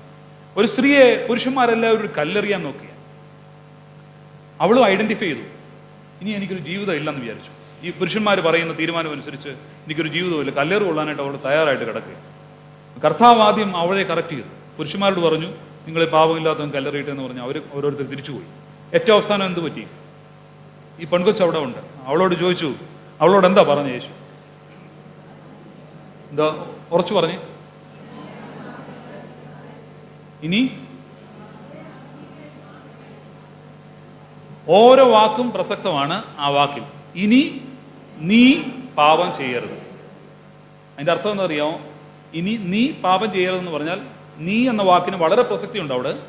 ഇവിടെ കമ്മ്യൂണിറ്റിയാണ്, ഇവിടുത്തെ ചുറ്റും നിന്ന സൊസൈറ്റിയാണ് പറഞ്ഞ് ജീവിക്കാൻ സാഹചര്യമില്ല. സൊസൈറ്റി അവളെ നിർബന്ധിച്ചതുകൊണ്ടായിരിക്കാം ഈ തെറ്റിലേക്ക് വീണത്. But today onwards you have to take responsibility in your life എന്നാണ്. You have to take responsibility in your life. അവൻ വിളിച്ചതുകൊണ്ട് പോയെന്ന് ഇനി പറയരുത്. നിന്റെ ലൈഫിൻ്റെ ഉത്തരവാദിത്വം നിൻ്റേതാണ്. നീ എടുക്കണം നിന്റെ ജീവിതത്തിൻ്റെ ഉത്തരവാദിത്വം. നിനക്കിനി ഒരു ലൈഫുണ്ട്, നിനക്കിനി ഒത്തിരി ജീവിക്കാനുണ്ട്, നിനക്കിനി ഒത്തിരി ചെയ്യാനുണ്ട്. അവളും കമ്മ്യൂണിറ്റിയിലെ അംഗമാണ്. യേശുക്രിസ്തുവിൻ്റെ കമ്മ്യൂണിറ്റിയിലെ അംഗമായി ഒത്തിരി കാര്യങ്ങൾ ചെയ്യുന്ന ഒരു സ്ത്രീയായി മാറുകയാണ്. അവസാനം കാൽവറിയിലെ കുരിശിൽ വരാൻ ആ സ്ത്രീ ഉണ്ടായിരുന്നു. ഉത്ഥാനത്തിൽ അതിനുശേഷവും ആ കൂട്ടായ്മയിൽ ആ സ്ത്രീ ഉണ്ടായിരുന്നു. കാരണം വിറ്റ്നസ്സായി മാറുകയാണ്. ആ സ്ത്രീയുടെ പേരിൽ ഒരു പള്ളിയുണ്ട്. സെയിൻറ്റ് മഗ്ദലന മറിയത്തിൻ്റെ പേരിൽ ഒരു പള്ളി തന്നെയുണ്ട്. അപ്പോൾ അത് കയ്യിലൊഴിച്ച ആളാണെന്നും ഇത് രണ്ടായിട്ടും ഒക്കെ പറയാറുണ്ട്. പക്ഷേ ഈ അഡൽട്രസ് എന്നൊക്കെ പറയുന്ന വാക്ക് വെച്ചിട്ട് മനുഷ്യൻ നിരാകരിച്ച മനുഷ്യരെയൊക്കെ യേശു ക്രിസ്തു ഉപയോഗിച്ച് അവരെ വിശുദ്ധരാക്കുകയും ജീവിതത്തിൽ ഒത്തിരി പേരുടെ വീണ്ടെടുപ്പിന് കാരണമായി തീരുകയും ചെയ്ത മനുഷ്യരാണ്. അതുകൊണ്ട് ലൈഫ് എന്ന് പറയുന്നത് ഒരിക്കലായിട്ട് ലഭിച്ചതാണ്. എന്തെങ്കിലും വീഴ്ചകൾ, എന്തെങ്കിലും പ്രശ്നങ്ങൾ ഉണ്ടായതുകൊണ്ട് ഒഴിവാക്കാനായിട്ടുള്ളതല്ല ജീവിതം. അത് നിരുത്സാഹപ്പെട്ട് അകത്തേക്ക് ഇരിക്കാനായിട്ടുള്ളതല്ല നമ്മുടെ ജീവിതം, പുറത്തേക്ക് വരാനായിട്ടുള്ളതാണ്. ഇനിയും എന്തൊക്കെയോ നമുക്ക് ചെയ്യാനുണ്ട്, എന്തൊക്കെയോ ജീവിതത്തിലുണ്ട് എന്നുള്ളൊരു ചിന്ത, അത് വളരെ പ്രസക്തമാണ്. ഇവിടെ സൈക്കോളജിക്കൽ ഹീലിംഗിൽ വളരെ പ്രധാനപ്പെട്ടതാണ്. മറ്റൊന്നാണ് ഈ മനുഷ്യൻ്റെ ചിന്ത എന്ന് പറയുന്നത് വളരെ പ്രസക്തമാണ്. Human thoughts. മനുഷ്യൻ ഭക്ഷണം കഴിച്ച് ജീവിക്കുന്നതിനേക്കാൾ കൂടുതൽ ചിന്തകൾ ഭക്ഷിച്ച് ജീവിക്കുന്ന ജീവിയാണ് മനുഷ്യൻ. ഭക്ഷണം കഴിച്ച് ജീവിക്കുന്നതിനേക്കാൾ മനുഷ്യൻ എന്താ കഴിക്കുന്നതറിയോ? ചിന്തകളാണ് ഭക്ഷിക്കുന്നത്. ഓരോ ദിവസവും ഓരോ നിമിഷവും നമ്മൾ ചിന്തിക്കുന്ന ചിന്തയാണ് നമ്മുടെ ലൈഫ് എന്ന് പറയുന്നത്. ഭക്ഷണം കഴിക്കുന്നത് കുറച്ചേ ഉള്ളൂ, പക്ഷെ ചിന്തിക്കുന്നതോ എന്തെല്ലാം കാര്യങ്ങളാണ്. നമ്മുടെ ലൈഫ് എന്ന് പറയുന്നത് ചിന്തകൾ ഭക്ഷിച്ചാൽ നമ്മൾ ജീവിക്കുക. അതുകൊണ്ട് ഓരോ ദിവസത്തെയും ചിന്ത എന്ന് പറയുന്നത് നമ്മുടെ ലൈഫിൻ്റെ ഹീലിങ്ങിലേക്ക് നയിക്കുന്നതാകണം. അപ്പോൾ ചിന്തയെ കൺട്രോൾ ചെയ്യാൻ എന്താ ചെയ്യണ്ടേ? നമ്മൾ നമ്മുടെ ജീവിതത്തെ ക്രമീകരിച്ചേ പറ്റുകയുള്ളൂ. നമ്മുടെ ചിന്തയെ ക്രമീകരിക്കാനായിരുന്നു എന്ത് തന്നത്? മോർണിംഗിൽ പ്രഭാതത്തിൽ നമസ്കാരവും വേദപുസ്തക വായനയും തന്നത്. രാവിലെ സുവിശേഷം വായിച്ചാൽ അന്നത്തെ ജീവിതം കുറച്ചുകൂടെ ശ്രേയസ്സുള്ളതാകും. കുറച്ചുകൂടി നല്ല മനസ്സ് കിട്ടും, കുറച്ചുകൂടെ ഉൾക്കൊള്ളാനായിട്ടുള്ള മനസ്സ് കിട്ടും, കുറച്ചുകൂടെ സ്നേഹിക്കാനായിട്ടുള്ള ഒരു മനസ്സ് കിട്ടും, വിശ്വാസം വർദ്ധിക്കും രാവിലെ സുവിശേഷം വായിച്ചാൽ. So many things we are gaining from the societies are giving despair instead of hope. പ്രതീക്ഷ നൽകുന്നതിനേക്കാൾ കൂടുതൽ ദുഃഖം തരുന്ന കാര്യങ്ങളാണ് നമ്മൾ ഈ ചാനൽസിലൂടെ ലഭിക്കുന്നത്. വൈകിട്ടത്തെ ചാനൽ കണ്ടു കഴിഞ്ഞാൽ ന്യൂസൊക്കെ കാണുന്നതിന് തെറ്റില്ല, പക്ഷേ ന്യൂസിൽ റിപ്പോർട്ട് ചെയ്യുന്നത് നെഗറ്റീവ് കാര്യങ്ങളാണ്. ഇന്ന് ഒരു സ്ഥലത്ത് നടക്കുന്ന നെഗറ്റീവ് കാര്യങ്ങളുടെ 10 വാർത്തയെടുക്കുന്നു. പിന്നെ ക്രൈം ന്യൂസ് വേറെയുണ്ട്. പരമാവധി കോമഡി ഷോ കണ്ടാലും കുഴപ്പമില്ല, വൈകിട്ടത്തെ ക്രൈം ന്യൂസ് കണ്ടിട്ട് കിടക്കാതിരിക്കുകയാണ് ഉചിതം. കാരണം അന്നത്തെ ഉറക്കം പോയി, അങ്ങനെ ജീവിക്കാൻ പ്രയാസമാകും. പിന്നെ കഥകിന് കുറ്റിയിട്ടിട്ടുണ്ടോ എന്ന് രാത്രി പിന്നെയും പേടി വരും. കാരണം കള്ളൻ അവിടെ എവിടെ അങ്ങോട്ട് കയറിയായിരുന്നു. ഉറക്കവും പോവും, ഭയവും ഉണ്ടാകും, പിന്നെ ജീവിതം അസ്വസ്ഥമാകും. നമ്മുടെ വീട് നന്നായിട്ട് ബലമൊക്കെ ഉള്ളതാണ്, കയറിയ അല്ലാതെ നമ്മൾ അതിനെക്കുറിച്ച് അത്രയും ആശങ്കപ്പെട്ടിട്ട് കിടന്നു കഴിഞ്ഞാൽ ഉറക്കം പോവും. ഇപ്പം വൈകിട്ട് നല്ല ചിന്ത ഇട്ടിട്ട് കിടക്കേണ്ടതാണ്. പക്ഷേ ന്യൂസ് തരുന്നത് നെഗറ്റീവാണ്. പിന്നെ മാതൃഭൂമിയോ മറ്റോ ഒരു ചാനലോ മറ്റോ ഉണ്ട്, നല്ല വാർത്ത എന്ന് പറഞ്ഞ ഒരു വാർത്ത എങ്ങോട്ട് പബ്ലിഷ് ചെയ്തു. നല്ല വാർത്ത അത് പിക്ക് ചെയ്യുക. 5 വാർത്ത എങ്ങോട്ടുണ്ട് നല്ല വാർത്തകൾ എന്ന് പറഞ്ഞു, നല്ല കാര്യങ്ങൾ. അപ്പോൾ ഈ സൊസൈറ്റിയിൽ ഒത്തിരി നല്ല കാര്യങ്ങൾ നടക്കുന്നുണ്ട്, അതൊന്നും റിപ്പോർട്ട് ചെയ്യപ്പെടുന്നില്ല. നെഗറ്റീവായിട്ടുള്ള കാര്യങ്ങൾ റിപ്പോർട്ട് ചെയ്തിട്ട് അത് കൂടുതൽ സ്പെക്ടേറ്റേഴ്സിനെ ഉണ്ടാക്കിയിട്ട് നമ്മളത് കണ്ടിട്ട് നമ്മുടെ ജീവിതം തകർത്തുകൊണ്ട് നമ്മൾ കിടക്കുകയാണ്. ഹോപ്പ് ഉണ്ടാകണമെങ്കിൽ, ഉള്ളിൽ നല്ല കാര്യങ്ങൾ, നമ്മുടെ ചിന്തയിൽ നന്മയുണ്ടാകണമെങ്കിൽ നമ്മൾ ശ്രമിച്ചെങ്കിലേ ഈ കാലത്ത് നടക്കുകയുള്ളൂ. പഴയ കാലത്ത് ഇത്രയും ആവശ്യമില്ലായിരുന്നു. പക്ഷെ പുതിയ കാലത്ത് നല്ല വായനകൾ ആവശ്യമാണ്. നല്ല ജീവചരിത്രം വായിക്കണം, നല്ല ജീവചരിത്രമൊക്കെ വായിച്ചുകൊണ്ട് കിടക്കണം. അല്ലെങ്കിൽ നല്ല കഥകൾ കണ്ടുകൊണ്ട് കിടന്നാൽ കുഴപ്പമില്ല. പക്ഷേ പലപ്പോഴും നമ്മൾ നെഗറ്റീവായിട്ടുള്ള ചിന്തകൾ ഇട്ടുകൊണ്ടാണ് കിടക്കുന്നത്. വൈകിട്ടത്തെ നെഗറ്റീവ് ചിന്ത രാവിലത്തെ നമ്മുടെ ശരീരത്തിൻ്റെ സെല്ലായിട്ട് മാറും. നല്ല പോസിറ്റീവായിട്ടുള്ളൊരു കാര്യം നമ്മുടെ സെല്ലിനെ റിജുവിനേറ്റ് ചെയ്യും. ഫെയ്ത്ത് എന്ന് പറയുന്നത് റിജുവിനേറ്റ് ചെയ്യുന്നതാണ്. ഇപ്പോൾ വിശ്വാസം എന്ന് പറയുന്നത് റിജുവിനേറ്റ് ചെയ്യും നമ്മളെ. അപ്പം ഈ ചിന്ത എന്ന് പറയുന്നത് ക്രമീകരിക്കാനായിട്ട് നമ്മൾ മോർണിംഗിൽ തന്നെ തീരുമാനിക്കണം. സുവിശേഷത്തിൻ്റെ ഒരു ഭാഗമെങ്കിലും വായിക്കാതെ ഭവനത്തിൽ നിന്ന് ഇറങ്ങത്തില്ലെന്നും, ഭവനത്തിൽ ഇരിക്കുമ്പോൾ പ്രഭാതത്തിൽ ഗോസ്പലിൻ്റെ ഒരു ഭാഗമെങ്കിലും വായിച്ചിട്ട് തുടങ്ങുമെന്നും ജീവിതത്തിൽ നിങ്ങൾ സാക്ഷ്യം പറയണം. ആ വിറ്റ്നസ് മക്കൾക്കൊരു സാക്ഷ്യം. എൻ്റെ അമ്മ രാവിലെ വേദപുസ്തകം വായിക്കുന്നു എന്നത്. അവരന്ന് വായിച്ചില്ലെങ്കിൽ കുഴപ്പമില്ല, കുറച്ച് പ്രായമാകുമ്പോൾ അവർ വായിച്ചോളൂ. പലപ്പോഴും നമ്മളിന്ന് പള്ളിയിൽ വരുന്നതും നമ്മളിന്ന് പലതും അനുഷ്ഠിക്കുന്നതും പഴയ കാലത്തെ കണ്ടിട്ടാണ്. ആ ചെറുപ്പകാലത്ത് അത്രയും നമ്മൾ ചെയ്ത് കാണത്തില്ല, പക്ഷേ ഓർമ്മയിൽ കിടപ്പുണ്ട് എൻ്റെ അമ്മ ചെയ്ത കാര്യം. കുഞ്ഞിനെ മടിയിലെടുത്ത് വെച്ച് പ്രാർത്ഥിക്കുന്ന കാര്യം. അന്ന് മടിയിൽ ഇരുന്നപ്പം പ്രാർത്ഥന കേട്ടതാണ്. അത് കണ്ടുകൊണ്ടാണ് ആ പ്രാർത്ഥനയാണ് നമ്മുടെ ഉള്ളിൽ കിടക്കുന്നത്. അപ്പോൾ ഓരോ പ്രാർത്ഥനകളും പാട്ടുകളും ഒക്കെ നമ്മുടെ ജീവിതത്തിൽ കിടക്കുന്നതാണ്. പ്രഭാതത്തിലെ നമസ്കാരമൊക്കെ നമ്മൾ കളഞ്ഞു അല്ലേ? മനമേ പക്ഷി ഗണങ്ങൾ ഉണർന്നിത പാടുന്നു ഗീതങ്ങൾ, മനമേ നീയും യേശുപരനെ പാടി സ്തുതിക്കും. കുറെ പഠിച്ചതാണോ? പിന്നെ വീട്ടിൽ പഠിച്ച മക്കൾക്കറിയാം ഈ പാട്ട്, കൊച്ചുമക്കൾക്കോ? കാരണം എന്താ? നമ്മൾ പാടിയില്ല. അവരുടെ കുഴപ്പമല്ല. നമ്മുടെ വീട്ടിലെ പ്രഭാത നമസ്കാരം നിർത്തിയത് നമ്മളാണ്. കുടുംബചരിത്രമൊക്കെ എഴുതുമ്പോൾ അതുകൂടെ എഴുതി വെച്ചോണം. 2000 വർഷമായിട്ട് ഞങ്ങളുടെ കുടുംബത്തിൽ പ്രഭാതത്തിലെ നമസ്കാരം ഉണ്ടായിരുന്നു, അത് ഞങ്ങളുടെ കാലത്താണ് നിർത്തിവെച്ചതെന്ന് ചരിത്രം എഴുതുമ്പോൾ അതുകൂടെ എഴുതി വെച്ചേക്കും. ആണ് നമ്മുടെ തലമുറയാണ് ചെയ്തത്, അല്ല ഇപ്പോഴത്തെ തലമുറയല്ല, ഈ തലമുറ. കാരണം ഒരു നമസ്കാരത്തിൻ്റെ വലിയൊരു ശൃംഖല, ഒരു ശ്രേണിയായിരുന്നു. അടുത്ത ട്രഡീഷൻ കൈമാറുകയാണ്. പാരമ്പര്യം കൊടുക്കേണ്ട വലിയൊരു പാരമ്പര്യമായിരുന്നു പ്രഭാതത്തിലെ ഉണർന്നെഴുക്കുമ്പോഴുള്ള പ്രാർത്ഥന. അതില്ല. കാരണം ലേറ്റായിട്ടാണ് കിടക്കുന്നത്, ഭക്ഷണം അതുപോലെ കഴിക്കുന്നുമുണ്ട്. കിടക്കുന്നതിന് മുമ്പാണ് കഴിക്കുന്നത്. നേരത്തെ കഴിച്ചിട്ട് ദഹിച്ചിട്ടേ കിടക്കത്തുള്ളായിരുന്നു. ഇപ്പോൾ ഏറ്റവും ലേറ്റായിട്ട് കഴിച്ച് ആ ക്ഷീണം കൂടി കിടക്കുക, അന്ന് ദഹിപ്പിക്കാനുള്ള ക്ഷീണം കൂടി ഉറക്കത്തിൽ പിന്നെ ഈ ശരീരം എടുക്കുകയാണ്. അതുകൊണ്ട് അത്രയും കൂടി ശരീരത്തിൽ ക്ഷീണം ഉണ്ടാകും. രാവിലെ എഴുന്നേക്കാൻ തോന്നുകയില്ല, ഉത്സാഹമില്ല. അതുകൊണ്ട് എന്ത് ചെയ്യും? ലേറ്റായിട്ടാണ് അവരും. അപ്പോൾ അതുകൊണ്ട് നമസ്കാരമാണ് മുടക്കാൻ പറ്റുന്നത്, കട്ടൻ കാപ്പി ഇടുന്നത് മുടക്കാൻ പറ്റത്തില്ലല്ലോ. അപ്പം നമ്മുടെ ജീവിത ശൈലിയിലെ ആരാധനയൊക്കെ തന്നിരിക്കുന്നത്, ജീവിതത്തിൻ്റെ വലിയ കർത്താവ് തന്നിരിക്കുന്നത് നമുക്ക് വേണ്ടിയല്ല, അവന് വേണ്ടിയല്ല. അവനെ സ്തുതി പാടാൻ വേണ്ടി, അവന് മഹത്വം കൊടുത്തിട്ട് ഇൻഫ്ലുവൻസ് ചെയ്യാനായിട്ടുള്ളതല്ല പ്രാർത്ഥന എന്ന് പറയും. പ്രാർത്ഥന നമുക്ക് വേണ്ടിയാണ്, മനുഷ്യന് വേണ്ടിയാണ്. അതുകൊണ്ടാണ് പൗരസ്ത്യ പാരമ്പര്യത്തിൽ prayer is not to influence God, prayer is only to participate in the mystery of God. ദൈവിക രഹസ്യങ്ങളുള്ള പങ്കാളിത്തമാണ് ആരാധന, അല്ലാതെ it is not to influence God. അത് നമ്മൾ മനുഷ്യരെയൊക്കെ കൈക്കൂലി കൊടുത്ത് സാധനം ഇടുന്ന പോലുള്ള കാര്യമല്ല പ്രാർത്ഥന എന്ന് പറയുന്നത്. It's the participation in the mystery. ദൈവത്തിൻ്റെ കൃപയിലുള്ള പങ്കാളിത്തമാണ് പ്രാർത്ഥന, ആരാധന. അത് പങ്കെടുക്കുക എന്ന് പറയുന്നത് നമ്മുടെ ജീവന്റെ ഭാഗമാണ്, ജീവന്റെ പരിപോഷണത്തിന്റെ ഭാഗമാണ്. ആരാധനയിൽ എഴുന്നേൽക്കുമ്പോൾ, ഉത്സാഹത്തോടുകൂടി അവൻ്റെ സന്നിധിയിൽ നിൽക്കുമ്പോൾ അത്ര എനർജി നമുക്ക് കിട്ടും. ഞാൻ പറഞ്ഞ ഈ അഫ്രൈൻ അബ്ബാച്ചൻ്റെ ജീവിതം അങ്ങനെയായിരുന്നു. 7 യാമങ്ങളും നമസ്കരിക്കും, ഒരു യാമവും തെറ്റിക്കുകയില്ല, എല്ലാ യാമവും നമസ്കരിക്കും. അടുത്ത യാമം എപ്പോഴാണെന്ന് നോക്കിയാണ് കിടക്കുന്നത്. പരിശുദ്ധ ബാവാമാരുടെ കൂടെ ഞാൻ താമസിച്ചിട്ടുണ്ട്. പരിശുദ്ധ മാത്യൂസ് ദിദിയം ബാവായുടെ കൂടെയും പരിശുദ്ധ ദിദിമോസ് ബാവായുടെ കൂടെയും അവരുടെ മുറിയിൽ ഞാൻ താമസിച്ചിട്ടുണ്ട്. അവർ നോക്കുന്നത് നമസ്കാരമാണ്. അപ്പോൾ ദിദിമോസ് ബാവയ്ക്ക് പ്രായമായപ്പോൾ ഓർമ്മ കുറവാണ്. ഭക്ഷണം കൊണ്ടുചെല്ലുമ്പോൾ പറയും ഞാനിപ്പോൾ കഴിച്ചതാണെന്ന് പറയും. അപ്പോൾ ചമ്മാശന്മാർ പറയും ഇല്ല കഴിച്ചില്ല, തിരുമേനി കഴിച്ചില്ല. ഇല്ല ഞാൻ കഴിച്ചായിരുന്നല്ലോ എന്നൊക്കെ പറയും. പക്ഷേ നമസ്കാരം 3 വട്ടം നടക്കും. നമസ്കാരം ഓർമ്മ കുറവായപ്പം നമ്മൾ പ്രഭാതം നമസ്കരിച്ചായിരുന്നു തിരുമേനി? ഇല്ല പുസ്തകം എടുത്തോണ്ട് വരാൻ പറയും. അങ്ങനെ 2ാമത്തെ വട്ടം നമസ്കരിക്കും, 3ാമത്തെ വട്ടം നമസ്കരിക്കും. പക്ഷെ ഭക്ഷണത്തിൻ്റെ കാര്യം വരുമ്പോൾ പറയും ഞാൻ കഴിച്ചാന്ന് പറയും. നമ്മൾ തിരിച്ചായിരിക്കും. നമ്മൾ ഭക്ഷണം ഇഷ്ടം പോലെ കഴിക്കും, പ്രാർത്ഥന കുറയ്ക്കുകയും ചെയ്യും. അപ്പം ഓർമ്മ നഷ്ടപ്പെടുമ്പോൾ പോലും അവരുടെ ജീവിതത്തിൽ പ്രാർത്ഥന അത്രമാത്രം തീവ്രമായിട്ട് കിടക്കുകയാണ്. ആരാധന എന്ന് പറയുന്നത് തീവ്രമായിട്ട് ദൈവിക ജീവനിലേക്കുള്ള പങ്കാളിത്തമായിട്ടുള്ളൊരു ഓർമ്മ അതിലുണ്ട്. അപ്പം അതുകൊണ്ട് ഈ പ്രാർത്ഥിക്കുക എന്ന് പറയുന്നത് നമ്മുടെ പ്രശ്നം അങ്ങോട്ട് എന്ന് പറയുന്നതല്ല, അവൻ്റെ ജീവിതത്തിൽ പങ്കാളിയാകുന്നതാണ് പ്രാർത്ഥന, ആരാധന എന്ന് പറയുന്നത്. അപ്പം അത് സൈക്കോളജിക്കൽ ഹീലിങ്ങിലേക്ക്, നമ്മുടെ ഹീലിങ്ങിലേക്ക് നയിക്കുന്നതാണ്. അപ്പം ഈ കർത്താവിൻ്റെ ജീവിതത്തിൽ കർത്താവ് മനുഷ്യാവതാരം ചെയ്ത സന്ദർഭങ്ങളെല്ലാം എന്താണ്? മനുഷ്യാവതാരത്തിൻ്റെ ഓരോ സന്ദർഭങ്ങളിലും അവൻ സൗഖ്യം കൊടുക്കുകയാണ്. പക്ഷെ സൗഖ്യം നേടിയവരൊന്നും സ്ട്രഗിൾസ് ഇല്ലാത്തവരല്ലായിരുന്നു. അവർക്ക് സ്ട്രഗിൾസ് ഉണ്ട് ജീവിതത്തിൽ. നമ്മളിപ്പോൾ ആഗ്രഹിക്കുന്ന സ്ട്രഗിൾസ് ഇല്ലാത്ത ജീവിതം ഒരിക്കലും പറ്റില്ല. സ്ട്രഗിൾസ് ഇല്ലാത്ത ജീവിതമില്ല, സംഘർഷങ്ങളില്ലാത്ത ജീവിതമില്ല. പക്ഷേ ഓരോ ദിവസവും നമ്മൾ പ്രാർത്ഥിക്കുമ്പോൾ നമുക്ക് ഉണ്ടാകേണ്ട ചിന്ത give me strength to overcome today's struggles എന്നുള്ളത്. ഇന്നത്തെ സ്ട്രഗിൾസിനെ ഓവർകം ചെയ്യാനുള്ള ഗ്രേസ് എനിക്ക് തരണമെന്ന് മാത്രമാണ് പ്രാർത്ഥിക്കേണ്ടത്. സ്ട്രഗിൾസ് ഇല്ലാത്തൊരു ജീവിതമില്ല. കാരണം മനുഷ്യൻ ജനിക്കുമ്പോൾ തന്നെ സ്ട്രഗിളില്ല. ഈ 9 മാസം ഒരു കുഞ്ഞ് അകത്ത് വൂമ്പിൽ കിടന്നിട്ട് പുറത്തേക്ക് വരുമ്പോൾ കരഞ്ഞാ ജനിക്കുക. അതൊരു സ്ട്രഗിളാണ് കുഞ്ഞിൻ്റെ. എന്താ? ആ താപനില മാറി, ആ ടെമ്പറേച്ചർ മാറി, പുതിയൊരു എൻവയോൺമെൻറ്റിലേക്ക് വന്നു.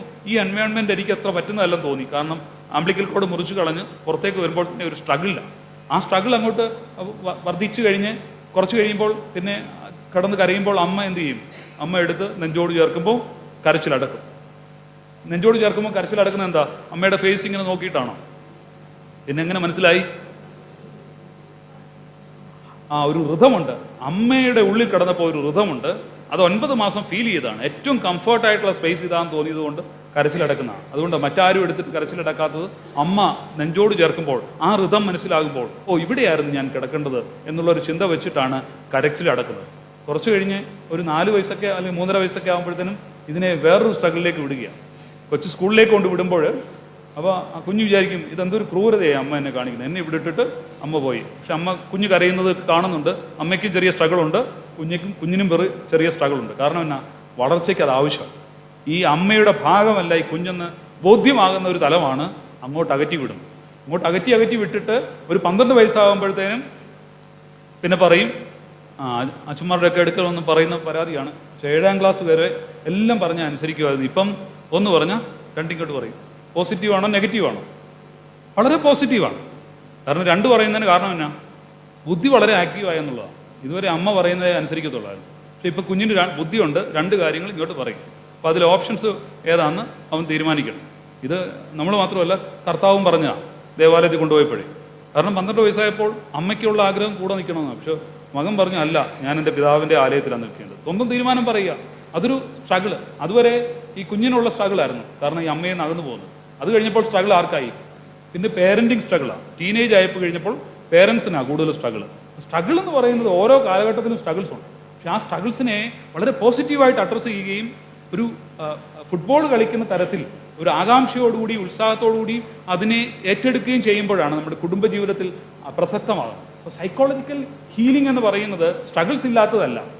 സ്ട്രഗിൾസ് ഉണ്ട്, പക്ഷേ അതിനെ അതിജീവിക്കാനുള്ള ശേഷിയും നമുക്കുണ്ട്. ഓരോ ദിവസവും ഉണ്ടാകുന്ന സ്ട്രഗിൾസിനെ അതിജീവിക്കാൻ വേദപുസ്തക പാരമ്പര്യം നോക്കുമ്പോൾ സ്ട്രഗിൾസിലൂടെയാണ് ഓരോരുത്തരും വളർന്നു വന്നിരിക്കുന്നത്. സ്ട്രഗിൾസാണ് അവരുടെ ജീവിതത്തെ വളർത്തിയത്. ഓരോ സ്ട്രഗിളും അത് സംഘടനകളല്ല കേട്ടോ, ജീവിതത്തിലെ സ്ട്രഗിൾസ് എന്ന് പറയുന്നത്. നമ്മുടെ കുഞ്ഞുങ്ങളെ പരിപാലിക്കേണ്ടത് സ്ട്രഗിൾസിലൂടെ വളരാനായിട്ടുള്ള ഒരു തീരുമാനമാണ് നമ്മുടെ ജീവിതത്തിൽ കുഞ്ഞുങ്ങൾക്കുണ്ടാകേണ്ടത്. അപ്പോൾ പ്രാർത്ഥിക്കേണ്ടതും അങ്ങനെയാണ്. അപ്പോൾ നമ്മുടെ ആരാധനയിൽ അങ്ങനെ എനിക്കൊത്തിരി പ്രശ്നമുണ്ടെന്ന് ക്രിസ്തുവിനോട് പറയുന്നതല്ല ആരാധന, എനിക്കൊരു ക്രിസ്തു ഉണ്ടെന്ന് പ്രശ്നങ്ങളോട് പറയുന്ന ആരാധന. എനിക്കൊത്തിരി പ്രശ്നങ്ങളുണ്ടെന്ന് ക്രിസ്തുവിനോട് പറയുന്നതല്ല, എനിക്കൊരു ക്രിസ്തു ഉണ്ടെന്ന് പുറത്തിറങ്ങി പ്രശ്നങ്ങളോട് പറയുന്ന ആരാധന. ആരാധിക്കാൻ നമ്മൾ വരുമ്പോൾ, നമ്മുടെ പള്ളിയിലൊക്കെ ആരാധിക്കുമ്പോൾ നമുക്ക് നമ്മുടെ വ്യക്തിപരമായ കാര്യങ്ങളൊന്നും അധികം പറയാറില്ല. ആരാധിച്ച് കർത്താവിനെ കണ്ട് അവനെ സ്വീകരിച്ചിട്ട് പുറത്തോട്ട് ഇറങ്ങി പോവുകയാണ്. I have my lord with me, then who are there to fear me. നമ്മളെ ഭയപ്പെടുത്താൻ കഴിവുള്ള ഒന്നും പുറത്തില്ല എന്നുള്ള ധൈര്യത്തിലാണ് പുറത്തേക്ക് ഇറങ്ങുന്നത്. അതാണ് നമ്മുടെ ആധ്യാത്മികത എന്ന് പറയുന്നത്. അപ്പോൾ സൈക്കോളജിക്കൽ ഹീലിംഗ് എന്ന് പറയുന്നത് യേശുക്രിസ്തു കൊടുത്ത അതാണ്. ജീവിതത്തിൽ എല്ലാത്തെയും അതിജീവിക്കാൻ തക്കതായ ശേഷിയുള്ള ഒരു മനസ്സ് വീണ്ടെടുക്കാൻ തക്കവണ്ണം തൻ്റെ അടുക്കൽ വന്ന ഓരോ വ്യക്തിയും പ്രാപ്തരാക്കി. അതുപോലെ നമ്മുടെ കമ്മ്യൂണിറ്റിയിലേക്ക്, നമ്മുടെ സംഘത്തിലേക്ക്, സമാജത്തിലേക്ക് വരുന്ന ഓരോ വ്യക്തിക്കും ജീവിതത്തെ ഫേസ് ചെയ്യാനായിട്ടുള്ള ബുദ്ധിമുട്ടുകളെ അതിജീവിക്കാനുള്ള ശേഷി കിട്ടുന്ന ഇടമാക്കി എടുക്കണം നമ്മുടെ കമ്മ്യൂണിറ്റി. 3-ാമത്തേതാണ് sociological healing. സാമൂഹികമായ സൗഖ്യം യേശു കൊടുത്തിട്ടുണ്ട്. കാരണം വ്യത്യസ്തരായ മനുഷ്യരെ ഒരുപോലെ കൊണ്ടുവരാനായിട്ട് യേശു ശ്രമിച്ചു. ഇതുപോലെ സോഷ്യൽ ഹീലിംഗ് കൊടുത്തൊരു മനുഷ്യൻ ലോകത്തിലില്ല. കാരണം വ്യത്യസ്തമായ കൾച്ചർ, വ്യത്യസ്തമായ സാഹചര്യങ്ങൾ, വ്യത്യസ്തമായ ഏജ് ഡിഫറൻസസ്, വ്യത്യസ്തമായ സംസ്കാരങ്ങളെയൊക്കെ ചേർത്ത് നിർത്താനായിട്ട് ക്രൈസ്തവ സഭകൾക്ക് ആയതുപോലെ മറ്റൊന്നിനും ആയിട്ടില്ല. കാരണം യേശുക്രിസ്തു പഠിപ്പിച്ച രീതി അതാണ്. യേശുക്രിസ്തുവിൻ്റെ കമ്മ്യൂണിറ്റിയിൽ സ്ത്രീയും പുരുഷനും ഒരുപോലെ വരികയാണ്, അവൻ്റെ കാൽക്കലിരിക്കുകയാണ്, പഠിക്കാനിരിക്കുകയാണ്. എക്സ്ക്ലൂസീവ് അല്ല, പുരുഷന്മാർക്ക് മാത്രമേ ഇവിടെ പ്രവേശിക്കാൻ പറ്റുകയുള്ളൂ എന്ന് പറയുന്ന എക്സ്ക്ലൂഷൻ അവിടെ ഇല്ല. അവനെ സമീപിക്കാനായിട്ട് എല്ലാ സ്ത്രീകൾക്കും അവകാശങ്ങൾ കൊടുത്ത ഒരു ഗുരു. അന്നത്തെ കാലത്തെ വളരെ ലിബറേറ്റീവായിട്ടുള്ളൊരു പെർസ്പെക്റ്റീവാണ്. തിയോളജി പഠിക്കുക, ദൈവശാസ്ത്രം പഠിക്കുക, വേദവചനം പഠിക്കുക എന്ന് പറയുന്ന ഒരു പ്രധാനപ്പെട്ട കാര്യം നിർവഹിക്കാനായിട്ട് സ്ത്രീകൾക്കൂടെ തുല്യമായ അവകാശം, എല്ലാ അവകാശങ്ങളും ഒരുപോലെ കൊടുക്കുകയാണ്. അതുപോലെ തന്നെ ശമരിട്ടൻ എന്നില്ലാതെ ജൂ എന്നില്ലാതെ 2 വ്യത്യസ്ത സമൂഹത്തെ ഒരുമിച്ച് നിർത്തുകയാണ്. ശമരിക്കാരിയ സ്ത്രീയുടെ സംശയം എന്ന് പറയുന്നത്, നിങ്ങൾ പറയുന്നത് ആ മലയിലാണ് ആരാധിക്കേണ്ടത്, ഞങ്ങൾ പറയുന്നു ഈ മലയിൽ ആരാധിക്കേണ്ടത്. ഈ മലയിലാണോ ആ മലയിലാണോ? ആ മലയെന്ന് പറയുന്നത് ജെറുസലേം മലയാണ്, ഈ മലയെന്ന് പറയുന്നത് ഗരീസീം പർവ്വതമാണ്. അപ്പം ശമരിക്കാരെല്ലാം ആരാധിക്കുന്നത് ഗരീസീം പർവ്വതത്തിലെ ബിംബത്തെയാണ് അവർ ആരാധിക്കുന്നത്. അവിടെ പോയാണ് ആരാധിക്കുന്നത്. അവരാരാധിക്കുന്നത് ജെറുസലേം ദേവാലയത്തിലാണ്. അപ്പം ഈ സ്ത്രീയുടെ സംശയം ആ മലയിലാണോ ഈ മലയിലാണോ ആരാധിക്കേണ്ടത് എന്നുള്ള സംശയമാണ്. 2 ക്ലാസ്സാണ്, 2 ഡിവിഷനാണ്. അപ്പോൾ യേശു പറഞ്ഞു, അല്ല, ആത്മാവിൽ ഇൻ സ്പിരിറ്റ് ആൻഡ് ട്രൂത്ത്, ആത്മാവിലും സത്യത്തിലും ആരാധിക്കുന്ന നാഴിക വരുന്നു, നീയും ആരാധിക്കും, നീയും ഒരുപോലെ ആരാധിക്കും അവരോടൊപ്പം എന്ന് പറയുന്ന ഒരു അനുഭവമാണ്.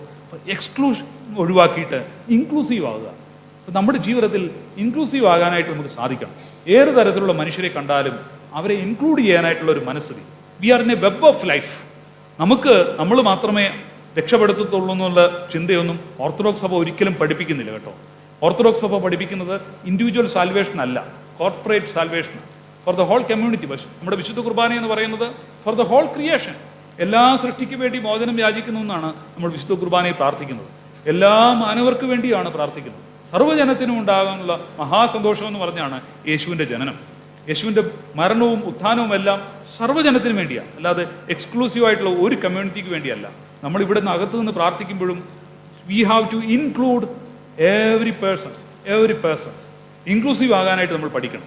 ഒരാളുടെ ആധ്യാത്മികത എന്താണെന്ന് ചോദിച്ചാൽ ഒരാളുടെ നെയ്ബർഹുഡ് എവിടെയുണ്ടോ അവിടെ വരെയാണ് ആത്മീയം. യേശുക്രിസ്തു പറഞ്ഞത് നിന്റെ അയൽക്കാരനെ സ്നേഹിക്കണം, നിന്നെ പോലെ തന്നെ നിന്റെ അയൽക്കാരനെ സ്നേഹിക്കുക. അയൽക്കാരൻ എന്ന് പറയുന്ന ആരാ? നമ്മുടെ വീടിന്റെ അപ്പുറത്ത് താമസിക്കുന്ന ആളാണോ? അല്ല.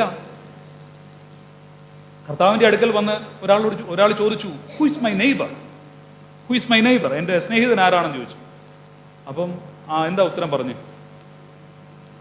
നല്ല ശമരിക്കാരൻ്റെ ഉപമയാണ് പറഞ്ഞു, അല്ലേ? നല്ല ശമരിക്കാരൻ്റെ ഉപമ പറഞ്ഞു. അപ്പോൾ ക്വസ്റ്റ്യൻ എന്തായിരുന്നു? ഹു ഈസ് മൈ നെയ്ബർ എന്നുള്ളതായിരുന്നു ക്വസ്റ്റ്യൻ. ഉത്തരം കൊടുത്തത് ശമരിക്കാരൻ്റെ ഉപമ. ആ ഉപമ മൊത്തം പറഞ്ഞു കഴിഞ്ഞ് കർത്താവ് ഒരു കാര്യം കൂടി ചോദിക്കുന്നുണ്ട്. ലൂക്കോസിന്റെ സുവിശേഷത്തിൽ പറയുന്നുണ്ട്. എന്താ പറയുന്നത്? നീയും പോയി അങ്ങനെ ചെയ്യുക. ചോദ്യം എന്ന് പറയുന്നത് ഹു ഈസ് മൈ നെയ്ബർ എന്നുള്ളതായിരുന്നു. ആൻസർ തിരിച്ചിട്ട് കൊടുത്തു. കാരണം ഈ പല ആൾക്കാർ, പുരോഹിതൻ അതുവഴി പോയി, ലേവിൻ അതുവഴി പോയി, നോക്കിയില്ല. ഒരു ശമരിക്കാരൻ അതുവഴി വന്നിട്ട് ആ മനുഷ്യനെ എടുത്ത് ശുശ്രൂഷിച്ചു, കൊണ്ടുപോയി. അതുപോലെ നീയും അങ്ങനെ ചെയ്യുക എന്നുള്ളത്. ചോദ്യം ഹു ഈസ് മൈ നെയ്ബർ എന്നായിരുന്നു. ഉത്തരവെന്ന് പറയുന്നത് B the neighbour of others എന്നാണ്. ഹു ഈസ് മൈ നെയ്ബർ എന്ന് ചോദ്യം ചോദിച്ചപ്പോൾ അതിൻ്റെ ഉത്തരം ലഭിച്ചത് B the neighbour of others. നിന്റെ സ്നേഹിതൻ ആരെന്ന് നീ അന്വേഷിക്കാൻ നടക്കാതെ നീ മറ്റുള്ളവർക്ക് സ്നേഹിതനാകുക. ഇതാണ് ക്രിസ്ത്യാനിറ്റി. അല്ലാതെ എൻ്റെ സ്നേഹിതൻ ആരെന്ന് ചോദിച്ച് നടക്കുന്ന, നമുക്ക് സ്നേഹിതന്മാരില്ലെന്നൊക്കെ പരാതിപ്പെടുന്ന യൗവനക്കാരൊക്കെ. അങ്ങനെയല്ല. നമുക്ക് സ്നേഹിതന്മാരുണ്ടാകുന്നത് എപ്പോഴാണ്? B the neighbour of others. മറ്റുള്ളവർക്ക് സ്നേഹിതനാകുമ്പോഴാണ് നമ്മൾ സ്നേഹിതർ നമുക്കുണ്ടാകുന്നത്. അത് വ്യത്യസ്തതകളില്ലാതെ, ആളുടെ സ്വഭാവം എന്തെന്ന് നമുക്ക് മുൻവിധികളില്ലാതെ, അതെന്തു ആയിക്കോട്ടെ, ഞാൻ സ്നേഹിക്കുമെന്നുള്ള ഒരു പ്രിൻസിപ്പിളാണ് യേശുക്രിസ്തുവിൻ്റെ പ്രിൻസിപ്പിൾ. അത് ഹീലിംഗിലേക്ക് നയിക്കും, സോഷ്യോളജിക്കൽ ഹീലിംഗിലേക്ക് നയിക്കും. സമൂഹത്തിൻ്റെ സൗഖ്യത്തിന് ഈ ലഫാണ് വേണ്ടത്. അതാണ് പിതാവാം ദൈവം ലോകത്തെ സ്നേഹിച്ചു എന്ന വാക്ക് നമ്മുടെ ആപ്തവാക്യത്തിൽ പറയുന്നത്. കാരണം ആ ഹീലിംഗ് നടക്കുന്നത് ലഫിലാണ്, സ്നേഹത്തിലാണ്. വീണ്ടെടുപ്പ് നടക്കുന്നത് സ്നേഹത്തിലാണ്. ബന്ധങ്ങളുടെ സൗഖ്യം ആവശ്യമാണ്. റിലേഷണൽ ഹീലിംഗ് ആണ് നമുക്ക് ആവശ്യം. കുടുംബത്തിൽ അങ്ങോട്ടും ഇങ്ങോട്ടും, സഹോദരങ്ങൾ തമ്മിൽ, കമ്മ്യൂണിറ്റിക്കുള്ളിൽ, കമ്മ്യൂണിറ്റികൾ തമ്മിൽ റിലേഷണൽ ഹീലിംഗ് എന്ന് പറയുന്നത് യേശുക്രിസ്തുവിൻ്റെ മഹാദൗത്യമാണ്. അതിൽ ഓരോരുത്തരും പങ്കാളികളാകണം. അതുകൊണ്ടാണ് സമാധാനം ഉണ്ടാക്കുന്നവർ ഭാഗ്യവാന്മാർ എന്ന് പറയുന്നത്. അവർ ദൈവത്തിൻ്റെ പുത്രന്മാരെന്ന് വിളിക്കപ്പെടും. സമാധാനം ഉണ്ടാക്കുക, പീസ് മേക്കേഴ്സാണ്.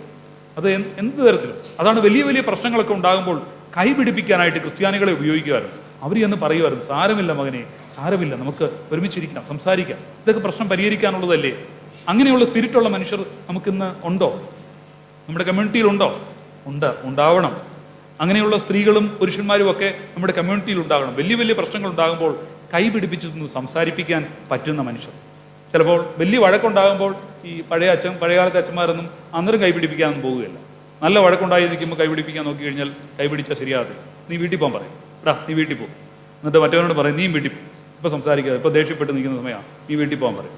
എന്നിട്ട് അടുത്ത 2 ദിവസം കഴിയുമ്പോൾ ഇങ്ങ് വരാൻ പറയും. അവൻ അടുത്തവനെയും വിളിക്കും.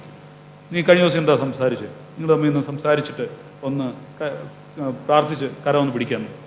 അപ്പോൾ അന്നേരം ഹീൽഡാകും. അല്ലാതെ നല്ല വഴക്കിന് ഇമോഷണൽ തലയ്ക്ക് നിൽക്കുമ്പോൾ അന്നേരം കൈപിടിപ്പിക്കാൻ നോക്കി കഴിഞ്ഞാൽ ചിലപ്പോൾ പിന്നെയും വഴക്കാകും.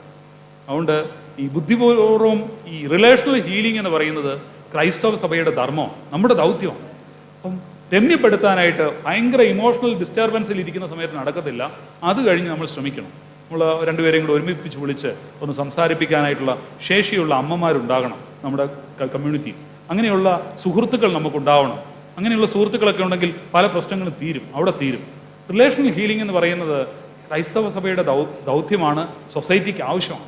അത് നമ്മൾ നിർവഹിക്കാനായിട്ട് നമ്മുടെ മർത്തമറിയം സമാജത്തിൻ്റെ വേദികൾ അതിനുവേണ്ടി ഉപയോഗിക്കണം. അങ്ങനെയുള്ള വ്യക്തികൾ നമ്മിൽ നിന്ന് ഉണ്ടായി വരണം, സമാധാനം ഉണ്ടാക്കുന്ന പീസ് മേക്കേഴ്സായിട്ട് മാറുന്ന. അപ്പോൾ ഈ റിലേഷണൽ ഹീലിംഗ് എന്ന് പറയുന്നത് വളരെ പ്രസക്തമായ ഒരു കാര്യമാണ്. Relational healing.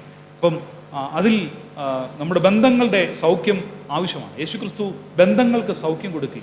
അത് ഒരു കുഞ്ഞിനോട് പോലും അതുപോലെ ഉള്ള ബന്ധമാണ് കാണിക്കുന്നത്. കുഞ്ഞുങ്ങളൊന്നും ഇങ്ങോട്ട് വരണ്ട, ഞങ്ങളിരുന്ന് ദൈവശാസ്ത്രം സംസാരിക്കട്ടെ എന്നൊക്കെ പറഞ്ഞ് അവിടെ നിന്ന് സംസാരിക്കുമ്പോൾ യേശു പറഞ്ഞു അവരെ തടയണ്ട, ഇങ്ങി വരാൻ പറഞ്ഞു, മോനിങ്ങി വരാൻ പറഞ്ഞു. അപ്പോൾ മോനോട് പറഞ്ഞു, മോനെ, അവനെ പിടിച്ച് മടിയിലിരുത്തിയിട്ട് അവനോട് പറഞ്ഞു, ബാക്കിയുള്ളവർ പറഞ്ഞു, നിങ്ങൾ ഒക്കെ തിരിഞ്ഞ് ഈ കുഞ്ഞിനെ പോലെ ആയി തീർന്നില്ലെങ്കിൽ, ഇവനെ ശാസിച്ചിട്ടിരിക്കുക. ആര്? ഏതോ ഒരു സ്ലീഹ എന്നിട്ട് ശാസിച്ചതാ, നീ അങ്ങോട്ട് പോടാന്നൊക്കെ പറഞ്ഞു. കർത്താവ് അവനെ വിളിച്ചിട്ട് മടിയിലിരുത്തിയിട്ട് പറഞ്ഞു, കുഞ്ഞുങ്ങളെ, നിങ്ങൾ ഇവനെ പോലെ ആയില്ലെങ്കിൽ നിങ്ങൾ ദൈവരാജ്യത്തിൽ പ്രവേശിക്കത്തില്ല. അവന് കിട്ടിയ ഒരു സ്പിരിറ്റ് നോക്കി, അവൻ ആരായി തീർന്നു ചരിത്രത്തിൽ അറിയാമോ? കർത്താവിൻ്റെ മടിയിൽ അന്നിരുന്ന ആ കുഞ്ഞ് ആരായിരുന്നു? ഇഗ്നാത്യോസ്, സെയിന്റ് ഇഗ്നാത്യോസ്.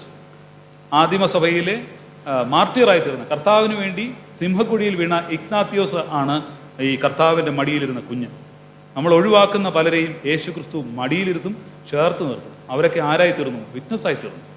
അപ്പം കർത്താവിൻ്റെ വിറ്റ്നസ് ആകേണ്ടവരാണ് നമ്മൾ, അല്ലാതെ ഇവിടുന്ന് വിട്ടുപോകേണ്ടവരല്ല. ഒഴിവാക്കൽ വെച്ചിട്ട് നിങ്ങൾ അങ്ങോട്ട് മാറി നിൽക്കൂ എന്ന് പറഞ്ഞ് മാറി നിൽക്കുന്നതല്ല, അകത്തേക്ക് നിർത്തിയിട്ട് മടിയിലിരുത്തി വിറ്റ്നസ് ആകുന്നു. നമുക്കറിയാമല്ലോ മാർക്സിസത്തിലെ സ്റ്റാലിൻ്റെ ചരിത്രം നമുക്ക് വായിച്ചിട്ടുണ്ടാവാം. സ്റ്റാലിൻ ഒരു ദേവാലയത്തിൽ പോയപ്പോൾ അവിടുത്തെ പുരോഹിതൻ, ഇവൻ ചെറുപ്പത്തിൽ ഭയങ്കര കുസൃതിയായപ്പോൾ പുരോഹിതൻ്റെ അടുക്കൽ ചെന്നപ്പോൾ ഇവൻ ഭയങ്കര കുസൃതിയാണെന്നൊക്കെ പറഞ്ഞു. അപ്പോൾ നമ്മുടെ നാട്ടുഭാഷയിൽ പറഞ്ഞാൽ നല്ല ചുട്ട അടി കൊടുക്കണമെന്ന് പറഞ്ഞു. അതേ സമയത്ത് സാരമില്ല, അവൻ വളരുമ്പോൾ ശരിയാവുന്നൊന്നുമല്ല പുരോഹിതൻ പറഞ്ഞത്. ആ പുരോഹിതൻ്റെ അന്നത്തെ ഒരു വാക്കിൽ നല്ല ചുട്ട അടി കൊടുക്കണമെന്നുള്ളൊരു വാക്ക് പറഞ്ഞു. ഇങ്ങോട്ട് തിരിഞ്ഞ് അവൻ്റെ കഴുത്തിലെ കുരിശുമാല പൊട്ടിച്ചിട്ട് പറഞ്ഞു, എനിക്ക് ദൈവമില്ല എന്ന് പറഞ്ഞ് കമ്മ്യൂണിസത്തിൻ്റെ ആ ഒരു ശൈലിയിൽ അവൻ ജീവിച്ച് അവിടെ ആ രാജ്യത്ത് പ്രചരിപ്പിക്കാനായിട്ട് പ്രേരണ ഉണ്ടായ ഒരച്ഛനും ഒരു പള്ളിയും.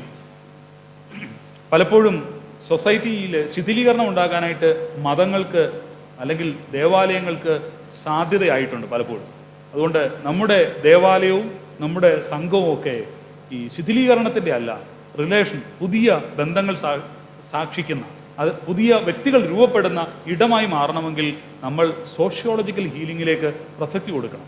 നമ്മൾ പല കാര്യങ്ങളും നടക്കുമെങ്കിൽ പൊതുയോഗം എന്ന് പറയുന്നത്, പൊതുയോഗം പലപ്പോഴും നടക്കുന്നത് കുഞ്ഞുങ്ങൾ കാണുന്നുണ്ട്. സൺഡേ സ്കൂൾ കഴിഞ്ഞിട്ടാണ് ഈ പൊതുയോഗം കാണുന്നത്. ഇവിടുത്തെ ബഹളവും ഇതൊക്കെ കേട്ട് കഴിഞ്ഞാൽ കുഞ്ഞുങ്ങൾ പറയുന്നത് പഠിക്കാനുള്ളതൊന്നും പ്രവർത്തിക്കാനുള്ളത് വേറൊന്നുമായിട്ട് രണ്ടായിട്ട് കാണുകയാണ്. വീട്ടിലും പലപ്പോഴും അങ്ങനെയാണ്, പറയുന്നതൊന്നും പ്രവർത്തിക്കുന്നതൊന്നും. ഈ ചെറുപ്പത്തിൽ മുതലേ അങ്ങനെയാണല്ലോ. പല കാര്യങ്ങളും നമ്മൾ ചെറിയ കള്ളങ്ങളൊക്കെ പറയാൻ പഠിപ്പിക്കുന്നത് അമ്മമാർ തന്നെയാണ്. അപ്പോൾ കുഞ്ഞുങ്ങൾക്ക് ഒരു കാര്യം കിട്ടുകയാണ്, എന്ത്? ചെറിയ കള്ളം പറയുന്നതിന് തെറ്റില്ല, കാക്ക വന്നു പോയെന്നാണ്. ഏതെങ്കിലും ഒരു സാധനം എടുത്ത് മാറ്റി വെച്ചിട്ട് പറയും, അയ്യോ മോനെ കാക്ക ഉണ്ട്. അവനറിയാം ഇത് കാക്കയും വന്നില്ല, ഒന്നും വന്നില്ല. ഇപ്പം ഇവിടെ പറയുമെന്ന് അറിയത്തില്ല, പഴയ കാലത്തെ കാര്യം പറഞ്ഞു. അപ്പം വേറെന്തെങ്കിലുമൊക്കെ നമ്മൾ പറയുന്ന വേറെന്തെങ്കിലുമൊക്കെ ആയിരിക്കും. പക്ഷേ പഠിച്ചു കുഞ്ഞ് ഒരു കാര്യം, ചെറിയ കാര്യങ്ങൾക്ക് ഒരു കള്ളം പറയുന്നതിൽ ഒരു തെറ്റില്ല. അത് എൻ്റെ അമ്മ എന്നെ പഠിപ്പിച്ചത്. അതുകൊണ്ട് അവസാനം വരെ അവൻ ചെറിയ ചെറിയ കള്ളങ്ങൾ പറഞ്ഞ് വലിയ വലിയ കള്ളനാകാൻ ഉള്ള സാധ്യതകൾ നമ്മൾ കൊടുക്കുകയാണ്. അപ്പം നമ്മൾ നമ്മുടെ സ്പേസിനെ ഏറ്റവും ഫലപ്രദമായി വിനിയോഗിക്കാനായിട്ട് സാധിക്കണം. നമുക്ക് ലഭിച്ചിരിക്കുന്ന ഒരു സ്പേസ്, ഒരു ജീവിതം, അത് അനേകർക്ക് സൗഖ്യം കൊടുക്കാനായിട്ടുള്ള 3 കാര്യങ്ങളാണ് പൂർണ്ണമായ സൗഖ്യത്തിലേക്ക് നയിക്കാനായിട്ട് വേദപുസ്തകം നമുക്ക് തരുന്നത്. അത് പൗലോസ് അപ്പോസ്തലൻ കൃത്യമായി പറയുന്നു, ഫെയ്ത്ത്, ഹോപ്പ് ആൻഡ് ലവ്. സൗഖ്യം കിട്ടാനായിട്ട് മൂന്ന് വാക്ക്, ഫെയ്ത്ത്, ഹോപ്പ് ആൻഡ് ലവ്. ഇത് 3 ഉണ്ടെങ്കിൽ സൗഖ്യം കിട്ടും. വിശ്വാസം ഉണ്ടാകണം, ഫെയ്ത്ത് ഉണ്ടാകണം. ഫെയ്ത്ത് ഉണ്ടെങ്കിൽ കർത്താവ് ചോദിക്കുന്നത് വിശ്വാസം ഉണ്ടോയെന്ന് ചോദിക്കുന്നു. വിശ്വാസം ഉണ്ടെങ്കിൽ എന്ത് ചെയ്യും? ശരീരത്തിൻ്റെ ഓരോ സെല്ലും മാറും. ഈ ശരീരത്തിന് ബുദ്ധിമുട്ടുണ്ടെങ്കിൽ ദൈവം മാറ്റുമെന്ന് പറഞ്ഞാൽ മരുന്നെടുക്കുന്നതിനേക്കാൾ കൂടുതലായിട്ട് എൻ്റെ ശരീരത്തിൻ്റെ സെല്ല് വർക്ക് ചെയ്യും. ഞാനത് കണ്ടിട്ടുണ്ട്.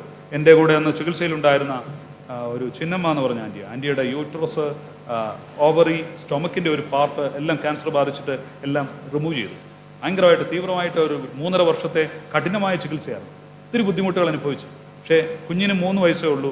എനിക്ക് 13 വയസ്സ് വരെ ഒന്ന് വളർത്താനായിട്ട് ദൈവം അവസരം തരും എന്ന് പറയുന്ന ദൈവത്തിലുള്ളൊരു സമർപ്പണമായിരുന്നു. 13 വയസ്സായപ്പോൾ എന്നെ വിളിച്ചു, അച്ഛാ ഞാൻ ചോദിച്ച ആയുസ് ആയി എന്ന് പറഞ്ഞു. ഞാൻ ചോദിച്ച ആയുസ് തീർന്നു എന്ന് പറഞ്ഞു. ഇനി എങ്ങനെയാണെന്ന് എനിക്കറിയില്ല, ദൈവം നടത്തുന്നത് പോലെ നടത്തട്ടെ എന്ന് പറഞ്ഞു. അവൾ പഠിച്ച് വെല്ലൂർ മെഡിക്കൽ കോളേജിൽ നിന്ന് MBBS കഴിഞ്ഞ് MDയും കഴിഞ്ഞ് ഡോക്ടറായിട്ട് ഒരു സ്ഥലത്ത് ജോലി ചെയ്യുന്നു. അമ്മയും കൂടെ ഇപ്പോഴും ഉണ്ട്. അതുകൊണ്ട് ഫെയ്ത്ത് എന്ന് പറയുന്നത് ട്രാൻസെൻഡ് ചെയ്യും, ശരീരത്തെ ട്രാൻസെൻഡ് ചെയ്യും. രണ്ടാമത്തെ ഹോപ്പാണ്. ഹോപ്പ് എന്ന് പറയുന്നത് നിരാശയുടെ സന്ദർഭങ്ങളിൽ പോലും ഹോപ്പ്, അതാണ് ക്രിസ്ത്യാനിറ്റി. മരണനിഴലിൻ്റെ താഴ്വരയിലും ഹോപ്പായിരിക്കണം. ഒരു ക്രിസ്ത്യാനി എന്ന് പറയുന്നത് ആടുന്ന കൊമ്പിലെ പാടുന്ന കിളിയായിരിക്കണമെന്ന് ഒസ്താദ് സിരിമിനി എപ്പോഴും പറയും. Singing bird on A swaying branch, A singing bird on A swaying branch. കൊമ്പുകൾ ആടിക്കൊണ്ടിരിക്കും, പക്ഷേ കിളി പാടിക്കൊണ്ടിരിക്കും. സ്തോത്രം പാടണം. എല്ലാത്തിനും സ്തോത്രം ചൊല്ലണമെന്ന് പൗലോസ് അപ്പോസ്തലൻ പഠിപ്പിക്കുന്നത് ഹീലിംഗിലേക്കുള്ള മാർഗമാണ്. ഹോപ്പ്. നമ്മൾ കൊടുക്കേണ്ടത് ഹീലിംഗ് ആണ്, ഹോപ്പാണ് കുഞ്ഞുങ്ങൾക്ക്, നിരാശയല്ല. 95 വാങ്ങിച്ചുകൊണ്ട് വരുന്ന കുഞ്ഞിനോട് ചോദിക്കുന്നത് നിന്റെ 5 മാർക്കോടെ പോയെന്ന്. അങ്ങനല്ല. പഴയ കാലത്താണെങ്കിൽ ജയിച്ചിട്ട് 40% വാങ്ങിച്ചോട്ട് വന്നു കഴിഞ്ഞാൽ 40 മാർക്ക്, അയ്യോ നീ ജയിച്ചോടാ, ദൈവത്തെ സ്തുതിക്കാമെന്ന് പറയും. എന്തൊരു ഹോപ്പാണ് കുഞ്ഞിന് കൊടുക്കുന്നത്. കൊള്ളാം, എൻ്റെ 40 മാർക്കിൽ എൻ്റെ അമ്മയ്ക്ക് സന്തോഷം, എൻ്റെ കുടുംബത്തിന് സന്തോഷം, ഞാൻ എന്തെങ്കിലുമൊക്കെ ആകുമെന്ന് ചിന്തിക്കും. ഇവന് ഡെസ്പെയറാണ് കൊടുക്കുന്നത്. 95 ഉണ്ടെങ്കിലും നിരാശയാണ് പഠിപ്പിക്കുന്നത്. നിരാശ ഉണ്ടാകുന്ന കാര്യങ്ങളാണ് പഠിപ്പിക്കുന്നത്. ഹോപ്പ് കൊടുക്കുന്നില്ല. ദൈവം നടത്തും കുഞ്ഞെ, 5 മാർക്കല്ലേ, അത് കാര്യമില്ല, ദൈവം നടത്തും എന്ന് പറയുന്ന അമ്മയുണ്ടോ വീട്ടിൽ? അമ്മയുണ്ടാവണം.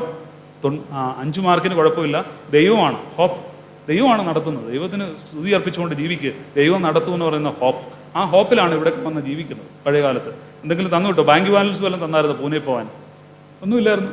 വീട്ടിലെ സ്വത്തൊക്കെ എഴുതി കുറച്ചൊക്കെ തന്നേക്കാം, ഈ പൂനെ പോയി ജീവിച്ചോളാം എന്ന് പറഞ്ഞാണ് ഇങ്ങോട്ട് വന്നേ. ഒന്നുമില്ല, ദൈവം നടത്തട്ടെ എന്നൊരു വാക്ക് പറഞ്ഞു, ആ വാക്കും കേട്ട് വന്നവരാണ്. അല്ലാതെ ഒന്നും കൊടുത്തില്ല. ഹോപ്പ് കൊടുക്കാൻ പഠിക്കണം. ബാക്കി ബാങ്ക് ബാലൻസ് അല്ല കൊടുക്കേണ്ടത്, ഹോപ്പ്. മക്കൾക്ക് കൊടുക്കേണ്ടത് ഹോപ്പാണ്, പ്രതീക്ഷയാണ്. ജീവിക്കാനുള്ള ഒരു പ്രതീക്ഷ, ജീവിക്കാനുള്ള ഒരു ഹോപ്പ്. ആ ഹോപ്പിലാണ് ജീവിക്കേണ്ടത്. ആ ഹോപ്പ് ഇല്ലെങ്കിൽ നമുക്ക് നിരാശയുണ്ടാകും, നമുക്ക് ഡിസീസസ് ഉണ്ടാകും. അതുകൊണ്ട് ഹീലിങ്ങിലേക്ക് ഹോപ്പ്. മൂന്നാമത്തെ ലഫാണ്, സ്നേഹം ഉണ്ടാകണം. എപ്പോഴും സ്നേഹിക്കണം. അത് ഏത് അവസ്ഥയിലും സ്നേഹിക്കാൻ പഠിക്കും. സ്നേഹം ഉണ്ടെങ്കിൽ ഇതിനേക്കാൾ വലുതാണ്, വിശ്വാസത്തെക്കാൾ വലുതാണെന്ന് അപ്പോസ്തലൻ പറയുന്നുണ്ട്. ഫെയ്ത്തും ഹോപ്പും ലവും കണക്റ്റഡ് ആണ്. ഇത് മൂന്നും ക്രിസ്ത്യാനിറ്റിയുടെ പില്ലറാണ്. ക്രിസ്ത്യാനിറ്റി ജീവിക്കണമെങ്കിൽ ഫെയ്ത്ത് ഉണ്ടാകണം, ഹോപ്പ് ഉണ്ടാകണം, ലവ് ഉണ്ടാകണം.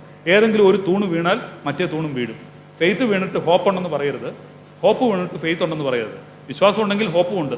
ഹോപ്പില്ലാത്ത ആൾ വിശ്വസിച്ചിട്ട് കാര്യമുണ്ടോ? ഇല്ല. ഹോപ്പും ഫെയ്ത്തും ഉണ്ടെങ്കിൽ ലവ് ഉണ്ട്, സ്നേഹമുണ്ട്. ഇത് മൂന്നും കൂടി ചേർന്ന് നിൽക്കുമ്പോഴാണ് സമഗ്രമായ ഹീലിംഗ് നടക്കുന്നത്. ക്രിസ്തു വന്നിരിക്കുന്നത് as a wounded healer and a redeemer. യഥാസ്ഥാനപ്പെടുത്തുവാനായിട്ടാണ് അവൻ വന്നിരിക്കുന്നത്, നമ്മളെ വീണ്ടെടുക്കാനായിട്ടാണ്. ആ വീണ്ടെടുപ്പെന്ന് പറയുന്നത് നമ്മളായിരിക്കേണ്ട അവസ്ഥയിലേക്കുള്ള ഒരു ചേർന്നാണ്. ശരീരമായിരിക്കേണ്ട അവസ്ഥയിലേക്ക് ചേരണം, മനസ്സ് സ്വസ്ഥമായി വെൽബീയിങ്ങിലേക്ക് നയിക്കണം, സോഷ്യോളജിക്കൽ ഹീലിംഗ് ഉണ്ടാകണം. ആ വെൽബീയിങ്ങിലേക്ക് വരുന്ന ഭൂമിയിലെ അവസ്ഥയും സ്വർഗത്തിലെ മഹിമാവസ്ഥയും ചേർന്ന് നിൽക്കുന്നതാണ് നമുക്ക് ലഭിക്കുന്ന ഹീലിംഗ്. ആ ഹീലിംഗ് ലഭിക്കുവാനായിട്ട് നമുക്ക് ദൈവം ഇടയാക്കട്ടെ. ശ്രദ്ധയോട് കേട്ടിരുന്ന നിങ്ങൾക്ക് പ്രത്യേകമായ നന്ദി. ഇതിനെ ക്ഷണിച്ച ബഹുമാനപ്പെട്ട സജീവച്ചനോടും മർത്തമറിയം സമാജത്തിൻ്റെ ചുമതലക്കാരായ എല്ലാവരോടും വന്നിരായ വൈദിക ശ്രേഷ്ഠരോടുള്ള പ്രത്യേകമായ നന്ദിയും സ്നേഹവും അറിയിക്കുന്നു. ദൈവം നമ്മെ അനുഗ്രഹിക്കട്ടെ.